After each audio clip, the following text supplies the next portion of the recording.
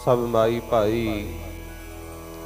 दोवें हथ जोड़ के बुलंद आवाज़ विच आखो जी वाहिगुरु जी का खालसा वाहिगुरु जी की फतेह। परमात्मा ने जदों इंसान बनाया इहदी ड्यूटी लाई है कि तैं संसार नूं जाके सवारना है, सोहना बनाउणा है, भजन बंदगी करनी है। ये कारज जे करेगा फिर तां तेरा हो जू सत्कार। जे ना तां भगती कीती ना सेवा कीती, संसार नूं सवारन वास्ते कोई योगदान ना पाया, फिर महाराज कहंदे तेरा सत्कार नहीं होना। क्योंकि आपां जदों संसार वल झात मारदे आं, किसी पहाड़ की तो कोई याद नहीं, पशुआं दा किहड़ा बरसी मनाउंदा गुरु। जिथे जिथे कोई रब दे प्यारे चरण पा गए जां फिर जिन्हां ने समाज दी देश कौम दी सेवा कीती, उन्हां दीयां यादां ने। जिथे भजन करन लागे, नाम जपण लागे, उत्थे गुरमुख प्यारे वो थावां भी पूजन योग हो गई। भावें पशु ही सी, जेड़े जेड़े गुरमुखो सेवा च योगदान पा गए, उन्हां नूं जरूर सत्कार मिले। इसे करके सतगुर सच्चे पातशाह कहंदे ने, प्राणी तू आयो लाहा लैण। कहंदे हे भाई, तू इस संसार विच सेवा दा ते सिमरन दा लाहा लैण वास्ते आया। सेवा सिमरन जरूर करिया कर। जदों तो सृष्टि साजी उदों तो गुरमुख प्यारिओ नाम सेवा सिमरन दा प्रवाह चले। जेड़े जेड़े करते रहे उन्हां दा सत्कार है, ते बाकी जेड़े नाम सिमरन भुला गए उन्हां दी किते भी कोई कदर नहीं पई। आखो सतनाम। ते आपां नूं भी चाहिदा है, देखदियां देखदियां किन्नी दुनिया संसार तो जा रही है, एक दिन असीं भी जाना है। ते जिउंदे जिउंदे भाई गुरु वाले बनीए, सेवा सिमरन दा भी आपां लाहा प्राप्त करिए। आओ गुरबाणी दे विच मेरे मालिक ने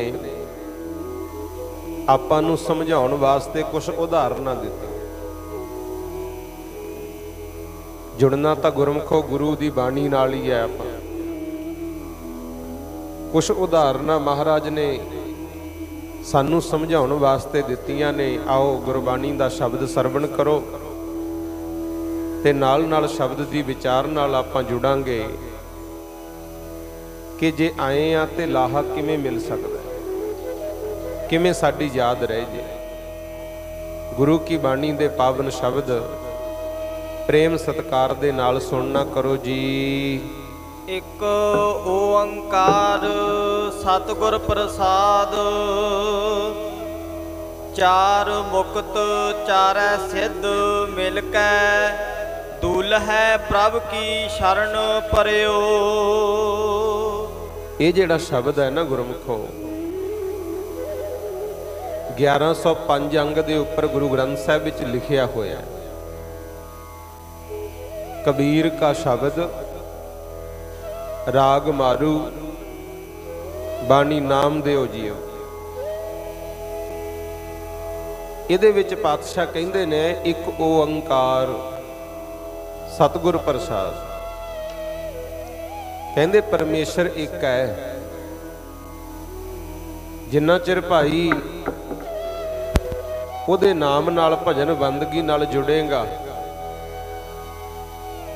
उन्ना चिर ही सत्कार है ते कदर है। हरेक चाहुंदा है मेरा उस मालक नाल मिलाप हो जे। पर मिलाप तां हो गुरमुखो जे उहदा जप करांगे। इत्थे हुण पातशाह कहंदे ने चार मुक्त चारै सिद्ध मिल के। महाराज कहंदे दुनिया मुक्ति भालदी है ते मुक्ति चार तरह की इत्थे कबीर जी ने दसी है। नामदेव जी महाराज और कबीर जी महाराज दोनों का साझा शब्द है। अपने गुरु दे नेड़े नेड़े रहना, अपने गुरु का हर वचन मनना, अपने गुरु जिथे स्थान ते रहिंदे सी उत्थे रहना, उन्हां दे वचन कमाउंदे कमाउंदे उन्हां वर्गे ही हो जाना। यह है चार मुक्त। चार मुक्त चारै सिद्ध मिलकै दुलह प्रभ की शरण परे। कबीर जी कहंदे चारे वचन भी कमाले, 18 सिद्धियां ने गुरमुख। ये चारां दे नाल मिल के 18 सिद्धियां भी प्राप्त हो गईयां। तां मैं प्रभु दी मालक दी शरण विच आया। आखो सतनाम श्री वाहिगुरू। गुरु दे बचन कमाउने, गुर अस्थान ते सेवा करनी, गुरु नाल सच्चे दिलों प्रेम रखना, नेड़ता रखनी ते गुरु वर्गे ही हो जाना। आपां नूं भी चाहिदा भाई। गुरु गोबिंद सिंह पातशाह ने आप भी अमृत छकिया, हुक्म करके गए है भाई केस दाड़ियां रखो, नितनेम करया करो। देखो जदों आ शहीदी दिहाड़े लंघ के गए है, हुण आनंदपुर साहिब गुरु जी नूं छड्डना पिया। सरसा ते परिवार दा विछोड़ा पिया। सरसा च हड़ आया होया, पिछे तो फौजां चढ़ के आईयां। फिर भी सच्चे पातशाह ने नितनेम कीता। आखो सतनाम श्री वाहिगुरू। वो साडे वास्ते पूरने पाए है गुरु, क्योंकि उन्होंने तो जिहड़ी तपस्या पहला कर ली हेमकुंड साहब ते, वो किहड़ा घट सी कोई गुरु। वो तो सानू ही समझाया भी दुख होवे भावें सुख होवे, मनुखां ते ही आउंदे आ। जिड्डी मर्जी विपता आ जे भाई, नितनेम ना छड्डी। आखो सतनाम श्री वाहिगुरू। आपां भी गुरु वर्गे बनना है गुरमुखो, फिर रब दी प्राप्ति होनी है। चार मुक्त चारै सिद्ध मिल के जिहड़ियां सिद्धियां ने, जिवें कहंदे आ रिधि सिद्धि, रिधि दे विच तां हुंदे आ गुरमुखो पदार्थ, दातां सानू मिल जाणीआं। पर जिहड़ियां सिद्धियां ने एक ही चीज है। 9 निधां ने, 18 सिद्धां ने। 18 सिद्धियां ये है, कहंदे मनुख दी अपनी मर्जी चले, जो चाहे छोटा हो सके, जदों चाहे वड्डा हो सके, भारी हो सके, हौला हो सके, जो भी मन चाहे आ वस्तु मैनू चाहिदी, उहदी प्राप्ति कर लवे, सब दे मन दी जान लवे, अपनी इच्छा मुताबिक दूजियां नू प्रेर के चला सके ते सब नू अपने वस च कर लवे। जे वो चाहे भुख ते ना ही लगे। गुरु कई तो हुंदे आ ना बंदे, एक दिन खाना ना मिले ते मरन वाले हो जाते, सरदा ही नहीं। कई वो हुंदे आ भी नहीं भी मिले तां भी उसे अवस्था च रहना, भुख ते ना लगे, दूरों ही गल्लां नूं सुन लेना, दूर दूर दे नज़ारे वेख लेना, जिहड़ी मन दी चाल है उहदे मुताबिक चलना, ते जिहो जिहा चाहुंदा उहो जिहा अपना रूप धार लेना, अपनी मर्जी नाल मरना जां दूजियां दी देह दे विच प्रवेश कर जाना, देवतियां वांगू मौजां लैणियां, कोई भी मन च इच्छा उन्हें पूरी कर लेनी, जिथे चाहे ਬਿਨਾਂ ਰੁਕਾਵਟ ਦੇ ਜਾ ਸਕੇ। ਇਹ 18 ਸਿੱਧੀਆਂ ਨੇ। ਕਬੀਰ ਜੀ ਕਹਿੰਦੇ ਇਹ ਵੀ ਮਿਲ ਗਈਆਂ, ਮੁਕਤੀ ਵੀ ਮਿਲ ਗਈ, ਮੈਨੂੰ ਪ੍ਰਭੂ ਦੀ ਸ਼ਰਨ ਪ੍ਰਾਪਤ ਹੋ ਗਈ ਹੈ। ਮੁਕਤ ਭਇਓ ਚੌਹੂ ਜੁਗ ਜਾਣਿਓ, ਜਸ ਕੀਰਤ ਮਾਥੈ ਛਤਰ ਧਰਿਓ। ਕਹਿੰਦੇ ਜਦੋਂ ਮੈਂ ਮੁਕਤ ਹੋ ਗਿਆ, ਪ੍ਰਭੂ ਦਾ ਭਜਨ ਕਰਨ ਲੱਗ ਗਿਆ, ਤੇ ਭਜਨ ਕਰਨ ਦੇ ਨਾਲ ਮੇਰੇ ਮੱਥੇ ਤੇ ਇਹੋ ਜਿਹਾ ਛਤਰ ਝੁੱਲਿਆ, ਚਾਰੇ ਯੁੱਗਾਂ ਵਿੱਚ ਮੇਰੀ ਸੋਭਾ ਹੋ ਗਈ। ਆਖੋ ਸਤਨਾਮ ਸ੍ਰੀ ਵਾਹਿਗੁਰੂ। ਆਪਾਂ ਵੀ ਚਾਹੁੰਦੇ ਆ ਗੁਰਮੁਖੋ ਸਾਡੀ ਸੋਭਾ ਹੋਵੇ। ਸੋਭਾ ਹੁੰਦੀ ਹੈ ਨਾਮ ਜਪਣ ਨਾਲ ਭਾਈ। ਕੋਈ ਵੀ ਜਗ੍ਹਾ ਹੈ ਜਿੱਥੇ ਭਜਨ ਹੋਣ ਲੱਗ ਜੇ, ਉਹ ਜਗ੍ਹਾ ਵੀ ਪੂਜਣ ਯੋਗ ਹੋ ਜਾਂਦੀ ਹੈ। ਅੱਗੇ ਮਹਾਰਾਜ ਹੋਰ ਦੱਸਦੇ ਹਨ, ਰਾਜਾ ਰਾਮ ਜਪਤ ਕੋ ਨਾ ਤਰਿਓ। ਕਹਿੰਦੇ ਵਾਹਿਗੁਰੂ ਪਰਮਾਤਮਾ ਦਾ ਨਾਮ ਜਪਣ ਦੇ ਨਾਲ ਇਹ ਦੱਸੋ ਵੀ ਕੌਣ ਨਹੀਂ ਤਰਿਆ? ਕਿਹੜਾ ਕਿਹੜਾ ਜਿਹੜੇ ਨਾਮ ਜਪਿਆ ਤੇ ਉਹ ਤਰਿਆ ਨਾ ਹੋਵੇ ਗੁਰੂ। ਅੱਗੇ ਮਹਾਰਾਜ ਫੇਰ ਦੱਸਦੇ ਹਨ, ਗੁਰ ਉਪਦੇਸ਼ ਸਾਧਕੀ ਸੰਗਤ, ਭਗਤ ਭਗਤ ਤਾਂ ਕੋ ਨਾਮ ਪਰਿਓ। ਜਿਨ੍ਹਾਂ ਨੇ ਵੀ ਗੁਰੂ ਦਾ ਉਪਦੇਸ਼ ਕਮਾ ਲਿਆ, ਸਾਧ ਸੰਗਤ ਕੀਤੀ, ਉਹਨਾਂ ਦਾ ਨਾਮ ਪਿਆ ਰੱਬ ਦੇ ਭਗਤ। ਤੇ ਭਗਤਾਂ ਦੀ ਪਿਆਰਿਓ ਸਦਾ ਜੈ ਜੈਕਾਰੀ ਹੋਈ ਹੈ। ਰਹਾਉ ਸੰਖ ਚੱਕਰ ਮਾਲਾ ਤਿਲਕ ਬਿਰਾਜਤ, ਦੇਖ ਪ੍ਰਤਾਪ ਜਮ ਡਰਿਓ। ਕੁਛ ਧਰਮ ਦੀਆਂ ਨਿਸ਼ਾਨੀਆਂ ਨੇ। ਨਿਸ਼ਾਨੀਆਂ ਕੀ ਹੈ? ਕਈ ਮੱਥੇ ਤੇ ਤਿਲਕ ਲਾਉਂਦੇ ਆ, ਕੋਈ ਗਲ ਵਿੱਚ ਮਾਲਾ ਪਾਉਂਦਾ ਗੁਰਮੁਖੋ, ਕੋਈ ਸੰਖ ਵਜਾਉਂਦਾ ਹੈ। ਮਹਾਰਾਜ ਕਹਿੰਦੇ ਨੇ ਜਿਵੇਂ ਕਿਸੇ ਦਾ ਧਰਮ ਕਹਿੰਦਾ, ਜੇ ਉਹ ਸੱਚੇ ਮਨੋਂ ਭਗਤੀ ਕਰਨ ਉਹਦਾ ਫਲ ਇਹ ਮਿਲਦਾ ਹੈ। ਇਹ ਧਰਮ ਦੀਆਂ ਨਿਸ਼ਾਨੀਆਂ ਨੂੰ ਦੇਖ ਕੇ ਜਮ ਵੀ ਡਰਦੇ ਆ। ਰਹਿਰਾਸ ਸਾਹਿਬ ਵਿੱਚ ਇੱਕ ਬਚਨ ਆਉਂਦਾ ਹੈ,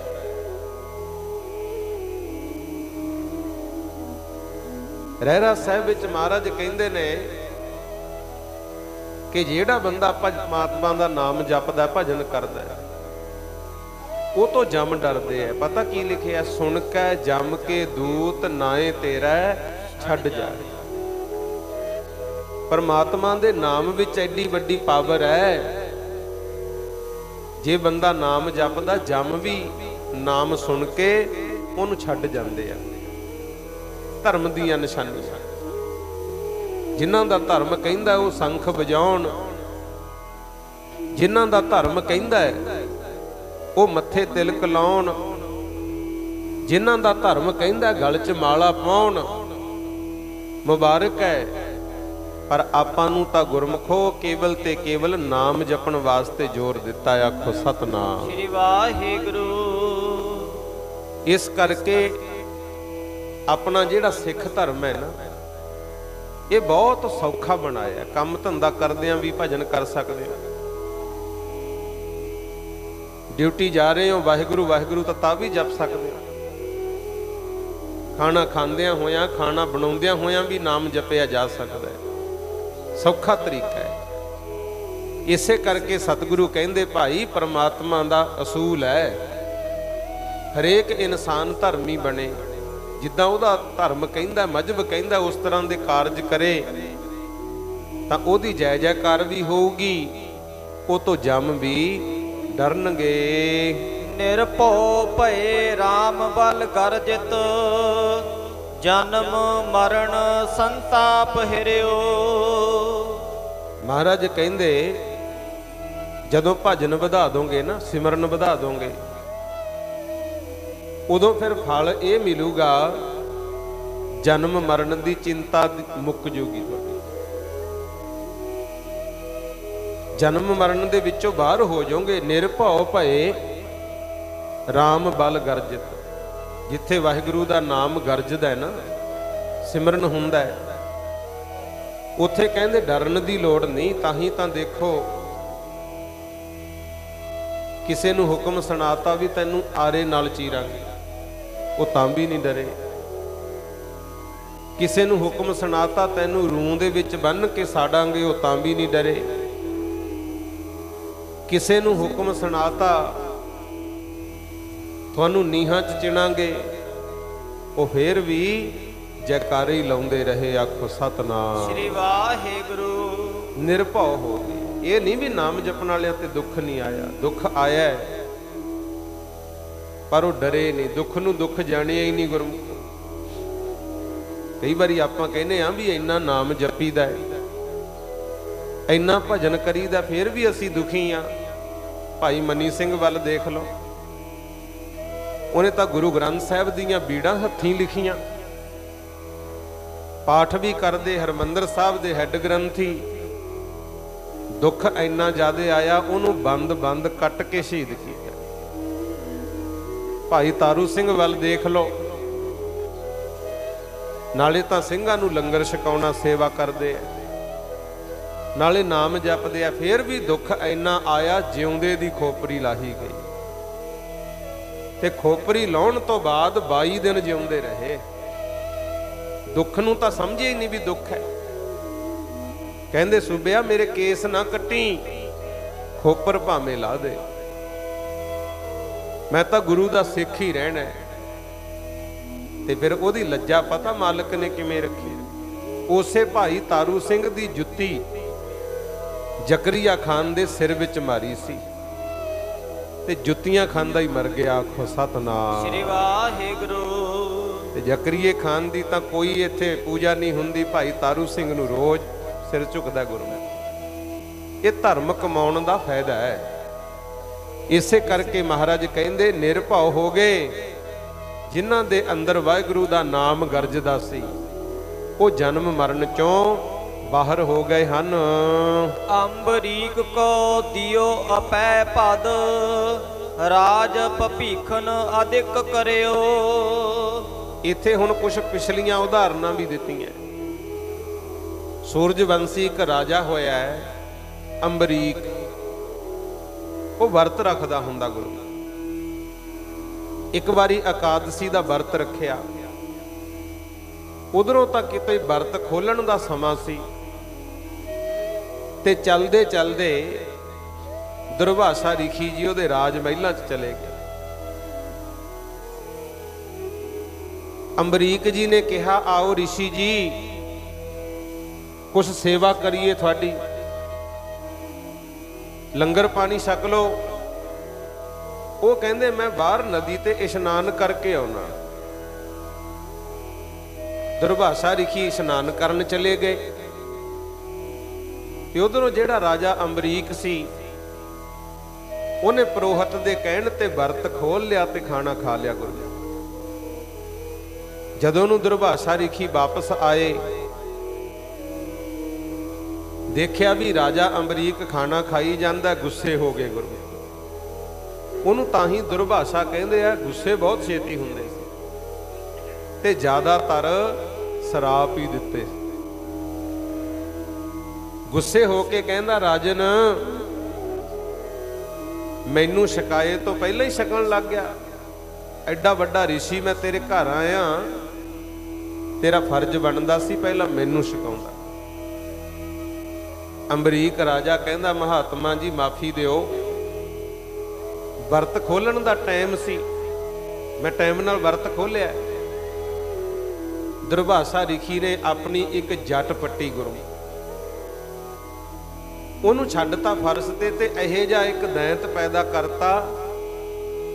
ਅੰਬਰੀਕ ਨੂੰ ਰਾਜੇ ਨੂੰ ਕਹਿੰਦਾ ਇਹ ਤੈਨੂੰ ਹੁਣ ਮਾਰੂ। ਉਹ ਦੈਂਤ ਰਾਜੇ ਅੰਬਰੀਕ ਦੇ ਮੰਗਰ ਪੈ ਗਿਆ ਗੁਰੂ। ਜਦੋਂ ਮੰਗਰ ਪਿਆ, ਫਿਰ ਉਸ ਅੰਬਰੀਕ ਰਾਜੇ ਨੇ ਪਰਮਾਤਮਾ ਨੂੰ ਧਿਆਇਆ, ਵਿਸ਼ਨੂੰ ਜੀ ਦੀ ਪੂਜਾ ਕਰਦਾ ਹੁੰਦਾ, ਤੇ ਵਿਸ਼ਨੂੰ ਜੀ ਨੇ ਸੁਦਰਸ਼ਨ ਚੱਕਰ ਚਲਾਇਆ। ਪਹਿਲਾਂ ਤਾਂ ਉਸ ਦੈਂਤ ਨੂੰ ਮਾਰਿਆ, ਜਿਹੜਾ ਦੁਰਵਾਸੇ ਨੇ ਪੈਦਾ ਕੀਤਾ ਸੀ। ਫਿਰ ਸੁਦਰਸ਼ਨ ਚੱਕਰ ਪੈ ਗਿਆ ਸਾਰਿਖੀ ਦੇ ਮੰਗਰ। ਉਥੋਂ ਫਿਰ ਕਹਿੰਦੇ ਦੁਰਵਾਸਾ ਰਿਖੀ ਭੱਜਿਆ, ਇੰਦਰਪੁਰੀ ਗਿਆ, ਸ਼ਿਵਪੁਰੀ ਗਿਆ, ਕਿਸੇ ਨੇ ਬਾਹ ਨਾ ਫੜੀ। ਆਖਰਕਾਰ ਆ ਕੇ ਰਾਜਾ ਅਮਰੀਕ ਦੇ ਚਰਨੀ ਪਿਆ ਵੀ ਮੈਥੋਂ ਗਲਤੀ ਹੋ ਗਈ, ਮੈਨੂੰ ਮਾਫ ਕਰ ਦੇ। ਫਿਰ ਅਮਰੀਕ ਨੇ ਬੇਨਤੀ ਕੀਤੀ ਤਾਂ ਦੁਰਵਾਸਾ ਰਿਖੀ ਦੀ ਜਾਨ ਬਚੀ ਸੀ। ਆਖੋ ਸਤਨਾਮ ਸ੍ਰੀ ਵਾਹਿਗੁਰੂ। ਹੁਣ ਦੇਖੋ ਕਈ ਵਾਰੀ ਆਪਾਂ ਕਹਿੰਦੇ ਆ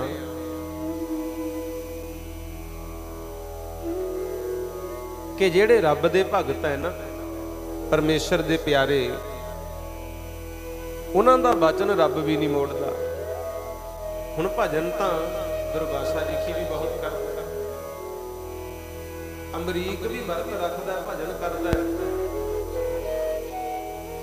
ਪਰ ਅਮਰੀਕ ਦੇ ਮਨ ਵਿੱਚ ਕੋਈ ਬੇਈਮਾਨੀ ਨਹੀਂ ਸੀ। ਗਲਤੀ ਦੁਰਵਾਸਾ ਰਿਖੀ ਦੀ ਸੀ। ਤਾਂ ਇੱਥੇ ਮਹਾਰਾਜ ਨੇ ਬਾਣੀ 'ਚ ਲਿਖਿਆ, ਕਹਿੰਦੇ ਅਮਰੀਕ ਨੂੰ ਫਿਰ ਸਦਾ ਵਾਸਤੇ ਰਾਜ ਦਿੱਤਾ। ਉਹਨੇ ਬਹੁਤ ਚਿਰ ਰਾਜ ਫਿਰ ਬਹੁਤ ਵੱਡਾ ਸਮਾਂ ਭੋਗਿਆ ਹੈ। ਨੌ ਨਿਧ ਠਾਕੁਰ ਦਈ ਸੁਦਾਮੈ, ਧਰੂ ਅਟਲ ਅਜਹੂ ਨਾ ਟਰਿਓ।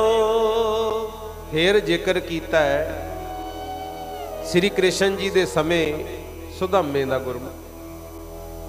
ਕ੍ਰਿਸ਼ਨ ਜੀ ਦੁਆਪਰ ਯੁੱਗ ਦੇ ਅਵਤਾਰ ਤੇ ਬਚਪਨ ਵਿੱਚ ਸੁਦਾਮਾ ਤੇ ਸ੍ਰੀ ਕ੍ਰਿਸ਼ਨ ਜੀ ਇਕੱਠੇ ਪੜ੍ਹਦੇ ਹੁੰਦੇ, ਖੇਡਣ ਵੀ ਇਕੱਠੇ ਜਾਂਦੇ। ਤੇ ਇੱਕ ਦਿਨ ਸੁਦਾਮੇ ਦੇ ਕੋਲੇ ਖਾਣ ਪੀਣ ਦੀ ਵਸਤੂ ਸੀ, ਕਈ ਜਿਉਂ ਕਹਿੰਦੇ ਆ, ਕਈ ਛੋਲੇ ਕਹਿੰਦੇ ਆ। ਤੇ ਉਹਨੇ ਗੁਰਮੁਖ ਪਿਆਰਿਓ, ਮੀਂਹ ਪੈਂਦਾ ਸੀ, ਲੁਕੋ ਕੇ ਖਾਧੇ। ਮਿੱਤਰਤਾ ਬਹੁਤ ਸੀ, ਸਮਾਂ ਲੰਘਦਾ ਗਿਆ। ਸੁਦਾਮਾ ਵੀ ਬਹੁਤ ਵੱਡਾ ਵਿਦਵਾਨ ਬਣਿਆ, ਬ੍ਰਾਹਮਣ ਪੰਡਤ। ਤੇ ਜਿਹੜੇ ਸ੍ਰੀ ਕ੍ਰਿਸ਼ਨ ਜੀ ਸੀ, ਇਹ ਰਾਜੇ ਬਣ ਗਏ ਗੁਰੂ। ਦੋਨੇ ਅੱਡੋ ਅੱਡੀ ਹੋ ਗਏ। ਤੇ ਇਧਰ ਸੁਦਾਮੇ ਤੇ ਗਰੀਬੀ ਦਾ ਸਮਾਂ ਆ ਗਿਆ। ਭਗਤ ਰੱਬ ਦਾ ਹੈ, ਪਰ ਗਰੀਬੀ ਇੰਨੀ ਆ ਗਈ, ਬਾਲ ਬੱਚੇ ਭੁੱਖੇ ਮਰਨ ਲੱਗ ਗਏ ਗੁਰੂ। ਘਰ ਵਾਲੀ ਨੇ ਕਹਿਤਾ ਕਿ ਤੇਰੇ ਬਚਪਨ ਦਾ ਮਿੱਤਰ ਹੈ ਸ੍ਰੀ ਕ੍ਰਿਸ਼ਨ, ਤੂੰ ਉਹਦੇ ਕੋਲੇ ਜਾ ਨਾ।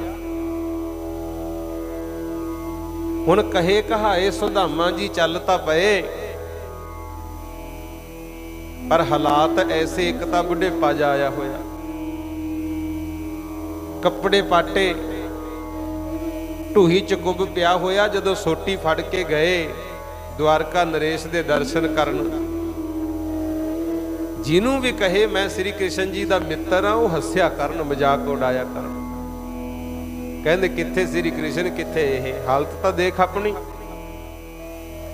ਰੋਕਦੇ ਰਹੇ ਤੇ ਸ੍ਰੀ ਕ੍ਰਿਸ਼ਨ ਜੀ ਨੂੰ ਫਿਰ ਸੁਨੇਹਾ ਲਾਇਆ ਸੀ, ਕਹਿੰਦਾ ਜਾਓ ਕ੍ਰਿਸ਼ਨ ਨੂੰ ਮੇਰਾ ਸੁਨੇਹਾ ਲਾ ਦੋ, ਤੈਨੂੰ ਮਿਲਣ ਸੁਦਾਮਾ ਆਇਆ, ਕਹਿ ਦੋ ਕ੍ਰਿਸ਼ਨ ਮੁਰਾਰੀ ਨੂੰ। ਤੈਨੂੰ ਮਿਲਣ ਸੁਦਾਮਾ ਆਇਆ, ਕਹਿ ਦੋ ਕ੍ਰਿਸ਼ਨ ਮੁਰਾਰੀ ਨੂੰ। ਤੈਨੂੰ ਮਿਲਣ ਸੁਦਾਮਾ ਆਇਆ, ਕਹਿ ਦੋ ਕ੍ਰਿਸ਼ਨ ਮੁਰਾਰੀ ਨੂੰ। ਤੈਨੂੰ ਮਿਲਣ ਸੁਦਾਮਾ ਆਇਆ, ਕਹਿ ਦੋ ਕ੍ਰਿਸ਼ਨ ਮੁਰਾਰੀ ਨੂੰ।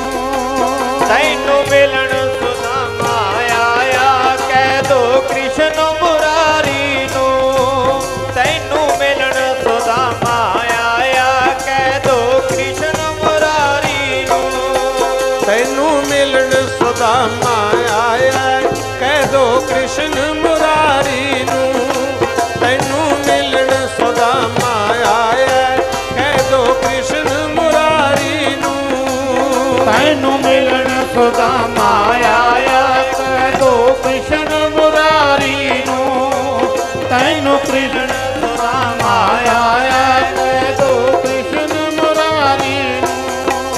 ਤੈਨੂੰ ਮਿਲਣ ਸੁਦਾਮਾ ਆਇਆ, ਕਹਿ ਦੋ ਕ੍ਰਿਸ਼ਨ ਮੁਰਾਰੀ ਨੂੰ। ਤੈਨੂੰ ਮਿਲਣ ਸੁਦਾਮਾ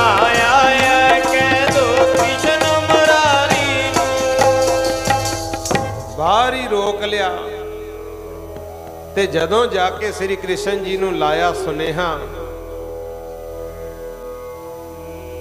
ਜਦੋਂ ਸੁਣਿਆ ਨਾ ਸੁਦਾਮੇ ਦਾ ਨਾਮ, ਕਹਿੰਦੇ ਸ੍ਰੀ ਕ੍ਰਿਸ਼ਨ ਜੀ ਨੇ ਚਰਨਾਂ 'ਚ ਜੁੱਤਾ ਵੀ ਨਹੀਂ ਪਾਇਆ। ਆਖੋ ਸਤਨਾਮ ਸ੍ਰੀ ਵਾਹਿਗੁਰੂ। ਮੈਂ ਸੁਣਿਆ ਇੱਕ ਤਾਂ ਸਕੂਲ ਕਾਲਜ ਦੀ ਦੋਸਤੀ, ਇੱਕ ਜੇਲ੍ਹ ਦੀ ਦੋਸਤੀ, ਇਹ ਛੇਤੀ ਨਹੀਂ ਟੁੱਟਦੀ ਹੁੰਦੀ। ਸ੍ਰੀ ਕ੍ਰਿਸ਼ਨ ਜੀ ਨੇ ਜਦੋਂ ਸੁਣਿਆ ਸੁਦਾਮੇ ਦਾ ਨਾਂ ਤੇ ਗੁਰਮੁਖ ਪਿਆਰਿਓ ਆਸਣ ਛੱਡ ਕੇ ਭੱਜੇ, ਅਰਜੀ ਛੱਡ ਕੇ ਸਿੰਘਾਸਣ ਆਏ ਮਿਲਣ ਸੁਦਾਮੇ। ਕੱਪੜੇ ਵੀ ਕੋਈ ਕਿਤੇ ਨਾ, ਚਰਨਾਂ 'ਚ ਜੁੱਤਾ। ਉਦੋਂ ਨੂੰ ਡੀਕ ਡੂਕ ਕੇ ਵਿਚਾਰਾ ਸੁਦਾਮਾ ਵਾਪਸ ਮੁੜ ਗਿਆ ਵੀ ਕੀ ਪਤਾ ਆਉਣਾ ਜਾਂ ਨਹੀਂ। ਫਿਰ ਦਵਾਰਕਾ ਦੀਆਂ ਗਲੀਆਂ ਵਿੱਚੋਂ ਦੀ ਸ੍ਰੀ ਕ੍ਰਿਸ਼ਨ ਜੀ ਨੇ ਆਪ ਭੱਜ ਕੇ ਲੱਭਿਆ ਗੁਰੂ, ਲੈ ਗਏ ਮਹਿਲਾਂ 'ਚ, ਇਸ਼ਨਾਨ ਕਰਾਇਆ, ਖਾਣਾ ਪੀਣਾ ਚੰਗਾ ਖਵਾਇਆ। ਤੇ ਘਰੋਂ ਆਉਣ ਵੇਲੇ ਸੁਦਾਮੇ ਦੇ ਘਰ ਵਾਲੀ ਨੇ ਨਾ ਪੋਟਲੀ ਦੇ ਵਿੱਚ ਬੰਨ੍ਹ ਕੇ ਗੁਰਮੁਖੋ ਚੌਲ ਭੇਜੇ ਸੀ। ਕਹਿੰਦੀ ਆ ਲੈ ਜਿਓ, ਭੇਟਾ ਦਿਓ ਸ੍ਰੀ ਕ੍ਰਿਸ਼ਨ ਜੀ ਨੂੰ। ਪਰ ਜਦੋਂ ਸੁਦਾਮੇ ਨੇ ਆ ਕੇ ਸ੍ਰੀ ਕ੍ਰਿਸ਼ਨ ਦੇ ਮਹਿਲਾਂ 'ਚ ਦੇਖੇ ਚੰਗੇ ਚੰਗੇ ਪਦਾਰਥ, ਸ਼ਰਮ ਮੰਨ ਗਿਆ। ਕਹਿੰਦਾ ਮੈਂ ਇਹ ਜੇ ਚੌਲ ਕਿਵੇਂ ਭੇਟਾ ਦਿਓ। ਕਈ ਵਾਰੀ ਆਪਾਂ ਨੂੰ ਵੀ ਹੁੰਦਾ ਗੁਰੂ ਘਰ ਦੀ ਮੰਨ ਲਓ ਸੇਵਾ ਚੱਲਦੀ ਹੋਵੇ, ਕੋਈ ਲੱਖਾਂ ਰੁਪਏ ਦਿੰਦਾ, ਕੋਈ ਹਜ਼ਾਰਾਂ 'ਚ ਦਿੰਦਾ ਹੈ, ਤੇ ਜਿਹੜਾ ਗਰੀਬ ਸਾਰਾ ਦਿਨ ਕੰਮ ਕਰਕੇ 200-400 ਕਮਾਉਂਦਾ ਹੈ, ਉਹਨੇ ਆਪਣੇ ਪਰਿਵਾਰ ਬਾਲ ਬੱਚਿਆਂ ਦਾ ਵੀ ਦੇਖਣਾ ਹੈ। ਜੇ ਉਹ ਸੋਚੇ ਵੀ ਮੈਂ ਤਾਂ 10 ਹੀ ਦੇਣ ਜੋਗਾ, ਪਰ ਜੇ ਦੇਊਂਗਾ ਦੇਖਣ ਵਾਲੇ ਕੀ ਕਹਿਣਗੇ, ਉਦੋਂ ਫਿਰ ਇਹ ਨਾ ਸੋਚਿਆ ਕਰੋ ਗੁਰੂ। ਅਸਲ ਵਿੱਚ ਦਾਨ ਵਿੱਤ ਸਮਾਨ, ਜਿਹੇ ਜਿਹਾ ਤੁਹਾਡਾ ਵਿੱਤ ਹੈ ਨਾ, ਸ਼ਰਧਾ ਸਮਾਨ, ਥੋੜੇ ਚੋਂ ਥੋੜਾ ਬਹੁਤੇ ਚੋਂ ਬਹੁਤਾ ਦੇਣਾ ਜ਼ਰੂਰ ਚਾਹੀਦਾ ਹੈ, ਪਰ ਦਿਆ ਕਰੋ ਗੁਰਮੁਖੋ ਸੱਚੀ ਸ਼ਰਧਾ ਨਾਲ, ਦਿਖਾਵਾ ਨਾ ਬਣਾਇਆ ਕਰੋ। ਇੱਥੇ ਮਾਲਕ ਨੇ ਇਹ ਨਹੀਂ ਦੇਖਣਾ ਵੀ ਤੂੰ ਕੀ ਭੇਟਾ ਦਿੱਤੀ ਹੈ, ਇਹ ਦੇਖਣਾ ਵੀ ਨੀਤ ਕਿਹੜੀ ਨਾਲ ਦਿੱਤੀ ਆ। ਆਖੋ ਸਤਨਾਮ। ਜੇ ਸਿਰਫ ਐਂ ਹੈ ਵੀ ਲੋਕਾਂ 'ਚ ਮੇਰੀ ਸੋਭਾ ਹੋ ਜੇ, ਉਹ ਤਾਂ ਫਿਰ ਦਿਖਾਵਾ ਹੋ ਗਿਆ ਨਾ, ਮਾਲਕ ਦਾ ਪਿਆਰ ਨਹੀਂ ਮਿਲਣਾ। ਦੁਨੀਆ ਜੋ ਕਹਿੰਦੀ ਹੈ ਕਹੇ, ਜੋ ਭੇਟਾ ਦੇਣ ਲੱਗਿਆ ਖੁਸ਼ ਹੋ ਕੇ ਸ਼ਰਧਾ ਨਾਲ ਦਿਆ ਕਰ, ਮੇਰਾ ਮਾਲਕ ਖੁਸ਼ ਹੋ ਜੇ। ਫਿਰ ਥੋੜੀ ਦਿੱਤੀ ਵੀ ਬਹੁਤਾ ਫਲ ਦਿੰਦੀ ਆ। ਆਖੋ ਸਤਨਾਮ ਸ੍ਰੀ ਵਾਹਿਗੁਰੂ। ਸੁਦਾਮਾ ਡਰ ਗਿਆ, ਕਹਿੰਦਾ ਚੌਲ ਮੈਂ ਜੇ ਕ੍ਰਿਸ਼ਨ ਜੀ ਨੂੰ ਦਿੱਤੇ, ਇਹ ਰਾਣੀਆਂ ਕੀ ਸੋਚਣਗੀਆਂ। ਤਾਂ ਉਸ ਵੇਲੇ ਪਿਆਰਿਓ ਲੁਕੋ ਕੇ ਰੱਖ ਲੈ, ਲੁਕੋਵੇ ਕਦੇ ਸਰਾਣੇ ਥੱਲੇ, ਕਦੇ ਕਿਤੇ। ਸ੍ਰੀ ਕ੍ਰਿਸ਼ਨ ਜੀ ਨੂੰ ਲੱਗ ਗਿਆ ਪਤਾ, ਕਿਉਂਕਿ ਜਾਣੀ ਜਾਣ ਸੀ ਗਈ। ਕਹਿੰਦੇ ਸੁਦਾਮਿਆ ਯਾਦ ਕਰ ਬਚਪਨ ਜਦੋਂ ਵਿੱਚ ਪੜ੍ਹਦੇ ਹੁੰਦੇ ਸੀ ਆਪਾਂ, ਉਦੋਂ ਵੀ ਮੈਥੋਂ ਚੋਰੀਆਂ ਲੁਕੋ ਚੀਜ਼ਾਂ ਖਾਂਦਾ ਸੀ, ਉਹ ਆਦਤ ਤੇਰੀ ਹਜੇ ਗਈ ਨਹੀਂ। ਲਿਆ ਤੇਰੇ ਘਰ ਵਾਲੀ ਨੇ ਮੇਰੇ ਵਾਸਤੇ ਕੀ ਭੇਜਿਆ, ਮੰਗ ਕੇ ਲਏ। ਸੁਦਾਮਾ ਲੁਕਾਉਂਦਾ ਫਿਰਦਾ ਹੈ, ਸ੍ਰੀ ਕ੍ਰਿਸ਼ਨ ਜੀ ਨੇ ਫਿਰ ਮੰਗ ਕੇ ਲਏ, ਤੇ ਜਦੋਂ ਛਕਣ ਲੱਗੇ ਚੌਲ, ਉਹਦੇ ਵਿੱਚ ਪ੍ਰੇਮ ਦਾ ਰਸ ਸੀ ਗੁਰੂ। ਕਿਉਂਕਿ ਇਹ ਨਹੀਂ ਦੇਖਿਆ ਵੀ ਕੀ ਖਾਧਾ ਹੈ, ਗੱਲ ਹੁੰਦੀ ਹੈ ਪ੍ਰੇਮ ਦੀ। ਘਰਾਂ 'ਚ ਵੀ ਕੀ ਹੁੰਦਾ ਹੈ, ਦਾਲਾਂ ਸਬਜ਼ੀਆਂ ਪ੍ਰਸ਼ਾਦੇ ਜਿੰਨੇ ਮਰਜ਼ੀ ਵਧੀਆ ਮੰਗਾ ਲਓ, ਬਣਾ ਲਓ, ਜੇ ਛਕਾਉਣ ਵੇਲੇ ਬਣਾ ਕੇ ਘਰ ਵਾਲੀ ਕਹਦੇ ਵੀ ਆ ਪਏ ਆ ਝੁਲਸ ਲੈ, ਫਿਰ ਕੀ ਰਸ ਰਹਿ ਜੂ, ਨਹੀਂ ਚੰਗੇ ਲੱਗਦੇ। ਤੇ ਜਿੱਥੇ ਪ੍ਰੇਮ ਨਿਮਰਤਾ ਨਾਲ ਬੈਠ ਕੇ ਛਕਾਇਆ ਜਾਂਦਾ ਹੈ, ਉੱਥੇ ਰੁੱਖਾ ਸੁੱਖਾ ਵੀ ਸਵਾਦ ਲੱਗਦਾ ਹੈ। ਆਖੋ ਸਤਨਾਮ ਸ੍ਰੀ ਵਾਹਿਗੁਰੂ। ਗੱਲ ਸਾਰੀ ਭਾਵਨਾ ਦੀ ਹੈ ਗੁਰੂ। ਹੁਣ ਮਾਂ ਬੱਚਿਆਂ ਨੂੰ ਰੋਟੀ ਪਕਾ ਕੇ ਖਵਾਉਂਦੀ ਹੈ, ਬੱਚਿਆਂ ਨੂੰ ਸਵਾਦ ਲੱਗਦੀ ਹੈ। ਕਿਉਂਕਿ ਮਾਂ ਦਾ ਬੱਚੇ ਨਾਲ ਪ੍ਰੇਮ ਹੁੰਦਾ ਹੈ। ਖਾਣਾ ਦਾਣਾ ਤਾਂ ਘਰਾਂ 'ਚ ਨੌਕਰ ਵੀ ਬਣਾ ਲੈਂਦੇ ਆ, ਉਹਨਾਂ 'ਚ ਪ੍ਰੇਮ ਨਹੀਂ ਹੁੰਦਾ, ਉਹਨਾਂ 'ਚ ਵਪਾਰ ਹੁੰਦਾ। ਗੁਰਮੁਖ ਗੱਲ ਆ ਸਾਰੀ ਪ੍ਰੇਮ ਦੀ। ਸ੍ਰੀ ਕ੍ਰਿਸ਼ਨ ਜੀ ਨੇ ਜਦੋਂ ਚਾਵਲ ਛਕੇ, ਬਸ ਕਰਤੇ ਬਾਰੇ ਨਿਆਰੇ ਗੁਰਮੁਖੋ, ਨੌ ਨਿਧ ਠਾਕੁਰ ਦਈ ਸੁਧਾਮੈ। ਇਹ ਤਾਂ ਬਚਨ ਲਿਖਿਆ ਹੈ। ਇਸ ਪੰਕਤੀ ਦੇ ਅਰਥ ਗੁਰਬਾਣੀ ਦੇ ਉਹ ਕਰੂ ਜਿਹਨੂੰ ਇਹ ਕਥਾ ਦਾ ਪਤਾ ਹੋਵੇ।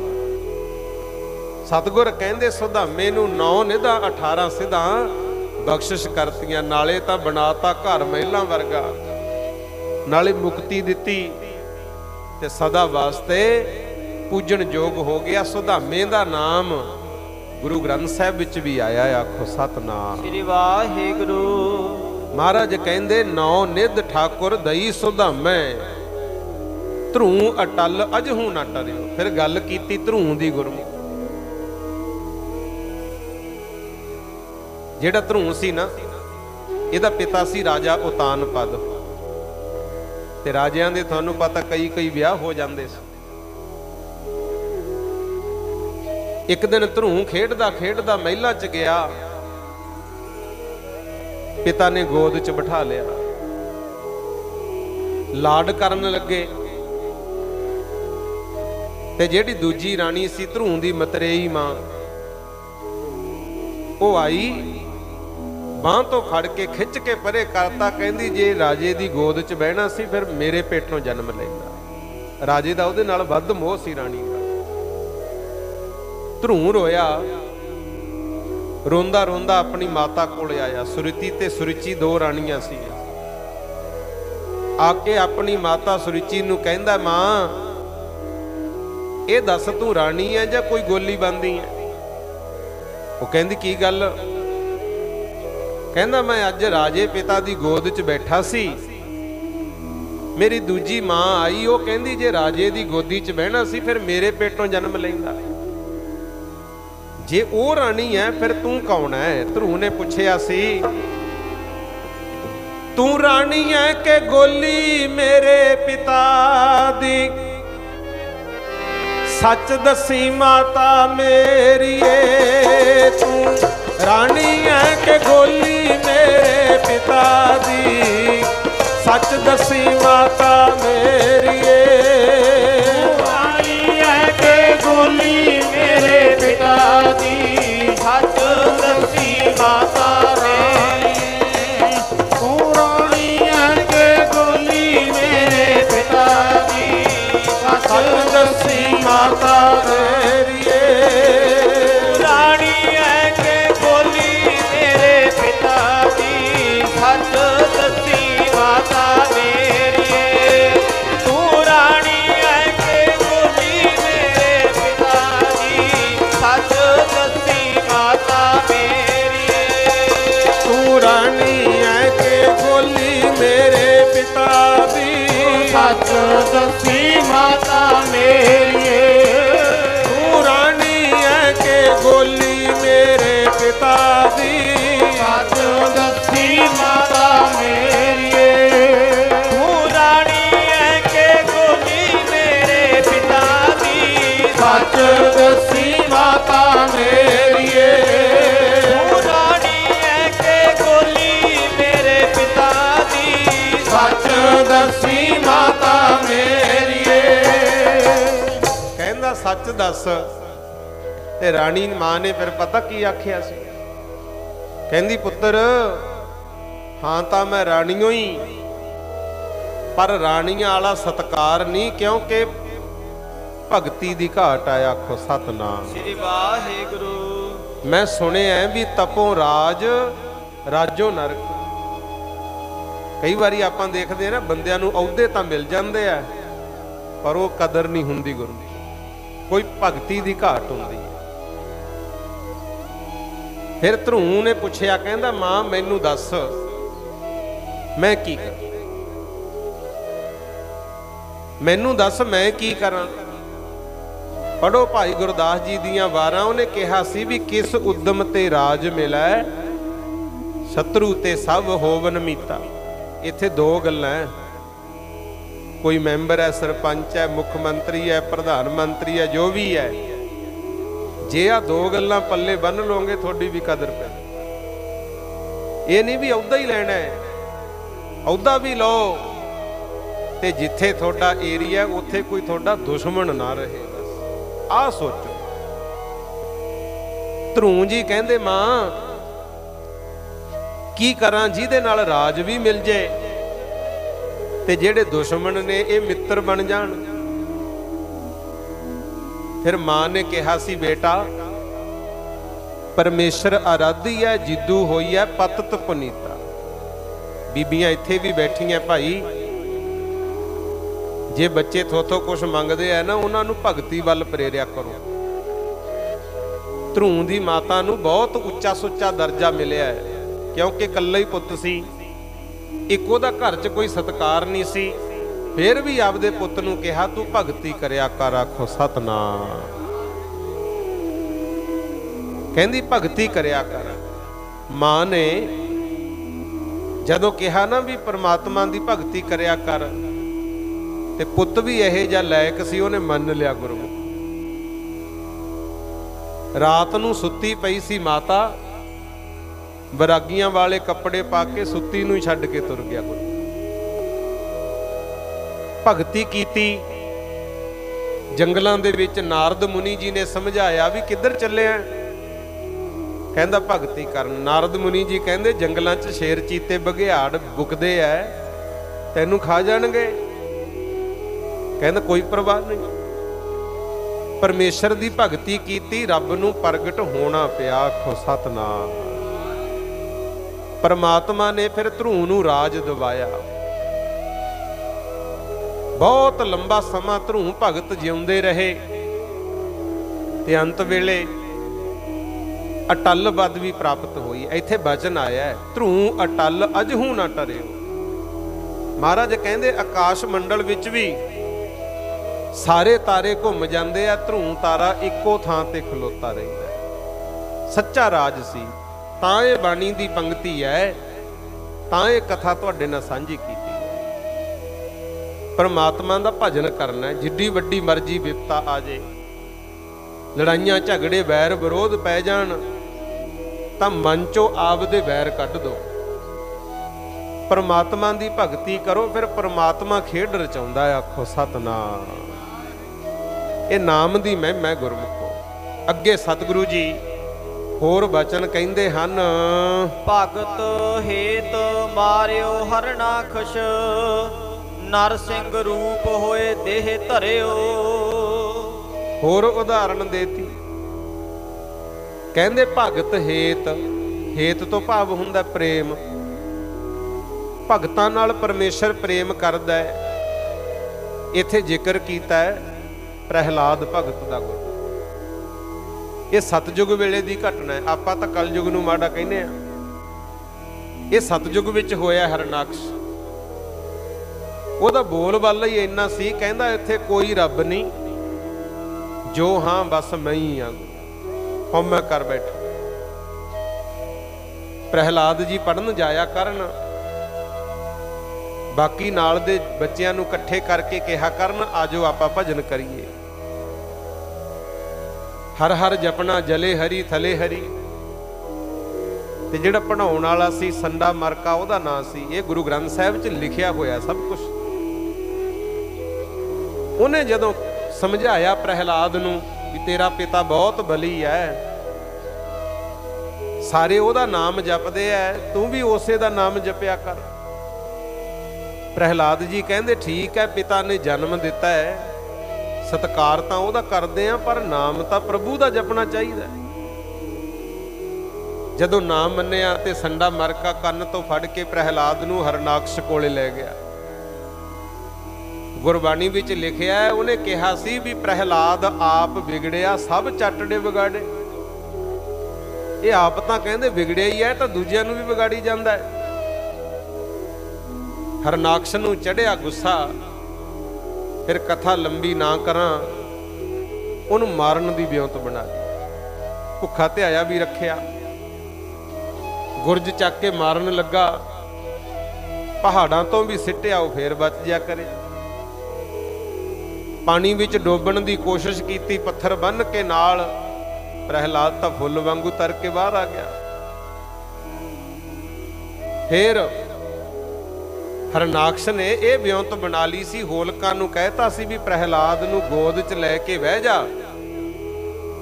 ਲੱਕੜਾਂ ਦਾ ਵੱਡਾ ਸਾਰਾ ਢੇਰ ਉਹਦੇ ਵਿੱਚ ਬਿਠਾ ਤੇ ਦੋਵੇਂ, ਬਾਹਰੋਂ ਲਾਤੀ ਅੱਗ। ਪ੍ਰਹਿਲਾਦ ਫੇਰ ਵੀ ਬਚ ਗਿਆ ਤੇ ਹੋਲਕਾਂ ਵਿੱਚ ਹੀ ਸੜ ਗਈ। ਆਖੋ ਸਤਨਾਮ। ਗੁਰਮੁਖ ਪਿਆਰਿਓ, ਪ੍ਰਹਿਲਾਦ ਭਗਤ ਦੀ ਲੱਜਾ ਰੱਖੀ। ਫੇਰ ਇੱਕ ਦਿਨ ਕਹਿੰਦਾ ਵੀ ਲੋਹੇ ਦਾ ਥੰਮ ਸੀ, ਪੂਰਾ ਤਪਾਤਾ ਥੰਮ। ਕਹਿੰਦਾ ਐਸ ਥੰਮ ਨੂੰ ਜੱਫੀ ਪਾ ਲੈ, ਤੱਤਿਆਂ ਥੰਮਾਂ ਨੂੰ ਜੱਫੀਆਂ, ਵੇਖਾਂ ਤੇਰਾ ਰਾਮ ਰੱਖ ਲੂ। ਪ੍ਰਹਿਲਾਦ ਭਗਤ ਨੇ ਮਾਲਕ ਨੂੰ ਕੀਤਾ ਯਾਦ, ਜਦੋਂ ਥੰਮ ਵੱਲ ਤੱਕਿਆ ਤੇ ਕੀੜੀ ਤੁਰੀ ਜਾਵੇ। ਗੁਰਮੁਖ ਹੌਸਲਾ ਬਣ ਗਿਆ ਵੀ ਜਦੋਂ ਕੀੜੀ ਨਹੀਂ ਮੱਚਦੀ ਮੈਨੂੰ ਕੀ ਹੋਣਾ। ਥੰਮ ਨੂੰ ਜੱਫਾ ਪਾ ਲਿਆ ਗੁਰੂ। ਜਦੋਂ ਹਰਨਾਕਸ਼ ਨੇ ਦੇਖਿਆ ਵੀ ਬਚ ਗਿਆ ਹੈ ਤਾਂ ਫੇਰ ਵੀ ਤਲਵਾਰ ਉਠਾਈ, ਪ੍ਰਹਿਲਾਦ ਦਾ ਗਲ ਵੱਢਣ ਲੱਗਿਆ ਸੀ। ਤੇ ਧਰਮੀਆਂ ਨੂੰ ਜਦੋਂ ਕੋਈ ਦੁੱਖ ਦਿੰਦਾ ਹੈ ਨਾ ਗੁਰਮੁਖੋ, ਉਦੋਂ ਫਿਰ ਪ੍ਰਮਾਤਮਾ ਦਾ ਵੀ ਸੰਘਾਸਣ ਡੋਲਦਾ। ਇਹੋ ਜਿਹਾ ਹੋਇਆ ਜਿਹੜਾ ਕਦੇ ਨਾ ਹੋਇਆ ਤੇ ਸ਼ਾਇਦ ਅੱਗੇ ਨੂੰ ਵੀ ਨਾ ਹੀ ਹੋਵੇਗਾ। ਮੂਹਰੇ ਤਾਂ ਆਪਾਂ ਕਹਿ ਨਹੀਂ ਸਕਦੇ, ਕਿਉਂਕਿ ਰੱਬ ਦੀ ਵੱਡੀ ਖੇਡ ਹੈ, ਕੀ ਪਤਾ ਕੀ ਕਰਦੇ ਹੋ।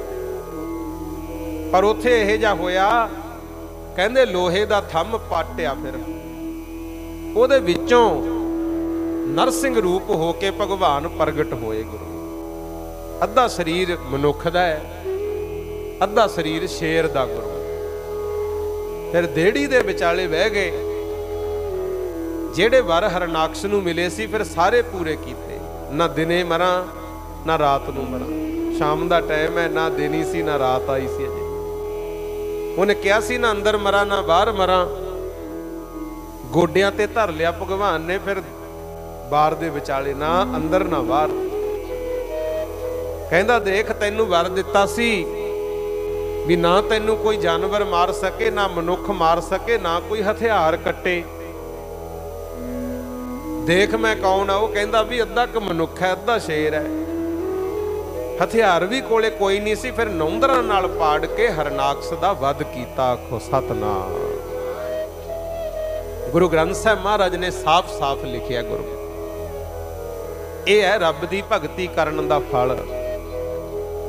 ਤੇ ਮਹਾਰਾਜ ਇੱਥੇ ਕਹਿੰਦੇ ਭਗਤ ਹੇਤ ਮਾਰਿਓ ਹਰਨਾਕਸ਼, ਨਰਸਿੰਘ ਰੂਪ ਹੋਏ ਦੇਹ ਧਰੇ। ਹੁਣ ਮਰਜ਼ੀ ਤੁਹਾਡੀ ਹੈ ਵੀ ਤੁਸੀਂ ਭਗਤੀ ਕਰਨੀ ਹੈ ਜਾਂ ਨਹੀਂ ਕਰਨੀ। ਜੇ ਭਜਨ ਕਰੋਗੇ, ਸਿਮਰਨ ਕਰੋਗੇ, ਫੇਰ ਬਰਕਤਾਂ ਪੈਂਦੀਆਂ, ਫੇਰ ਹੀ ਪਰਿਵਾਰਾਂ 'ਚ ਸੁੱਖ ਸ਼ਾਂਤੀ ਰਹਿਣੀ ਹੈ, ਫੇਰ ਹੀ ਸਾਡਾ ਨਾਂ ਰਹਿਣਾ ਗੁਰੂ। ਇਸੇ ਕਰਕੇ ਮਹਾਰਾਜ ਦਾ ਬਚਨ ਹੈ, ਸਭ ਸਿਮਰਨ ਕਰਿਆ ਕਰੋ, ਸਤਿਗੁਰ ਆਪੇ ਪਾਰ ਲੰਘਾਉਂਦੇ। ਸਭ ਸਿਮਰਨ ਕਰਿਆ ਕਰੋ, ਸਤਿਗੁਰ ਆਪੇ ਪਾਰ ਲੰਘਾਉਂਦੇ। ਸਿਮਰਨ ਕਰਿਆ ਕਰੋ, ਸਤਿਗੁਰ ਆਪੇ ਪਾਰ ਲੰਘਾਉਂਦੇ। ਸਭ ਸਿਮਰਨ ਕਰਿਆ ਕਰੋ, ਸਤਿਗੁਰ ਆਪੇ ਪਾਰ ਲੰਘਾਉਂਦੇ। ਸਭ ਸਿਮਰਨ ਕਰਿਆ ਕਰੋ, ਸਤਿਗੁਰ ਆਪੇ ਪਾਰ ਲੰਘਾਉਂਦੇ। ਸਭ ਸਿਮਰਨ ਕਰਿਆ ਕਰੋ, ਸਤਿਗੁਰ ਆਪੇ ਪਾਰ ਲੰਘਾਉਂਦੇ। ਹਾਂਜੀ ਪ੍ਰਭ ਕਾ ਸਿਮਰਨ ਸਭ ਤੇ ਉੱਚਾ, ਪ੍ਰਭ ਕਾ ਸਿਮਰਨ ਸਭ ਤੇ ਉੱਚਾ। ਪ੍ਰਭ ਕਾ ਸਿਮਰਨ ਸਭ ਤੇ ਉੱਚਾ, ਪ੍ਰਭ ਕਾ ਸਿਮਰਨ ਸਭ ਤੇ ਉੱਚਾ। ਪ੍ਰਭ ਕਾ ਸਿਮਰਨ ਸਭ ਤੇ ਉੱਚਾ, ਪ੍ਰਭ ਕਾ ਸਿਮਰਨ ਸਭ ਤੇ ਉੱਚਾ। ਸਿਮਰੋ ਸਿਮਰ ਸਿਮਰ ਸੁਖ ਪਾਵੋ, ਸਿਮਰੋ ਸਿਮਰ ਸਿਮਰ ਸੁਖ ਪਾਵੋ। ਸਿਮਰੋ ਸਿਮਰ ਸਿਮਰ ਸੁਖ ਪਾਵੋ, ਸਿਮਰੋ ਸਿਮਰ ਸਿਮਰ ਸੁਖ ਪਾਵੋ। ਸਿਮਰੋ ਸਿਮਰ ਸਿਮਰ ਸੁਖ ਪਾਵੋ, ਸਿਮਰੋ ਸਿਮਰ ਸਿਮਰ ਸੁਖ ਪਾਵੋ। ਸਭ ਸਿਮਰਨ ਕਰਿਆ ਕਰੋ, ਸਤਿਗੁਰ ਆਪੇ ਪਾਰ ਲੰਘਾਉਂਦੇ। ਸਭ ਸਿਮਰਨ ਕਰਿਆ ਕਰੋ, ਸਤਿਗੁਰ ਆਪੇ ਪਾਰ ਲੰਘਾਉਂਦੇ।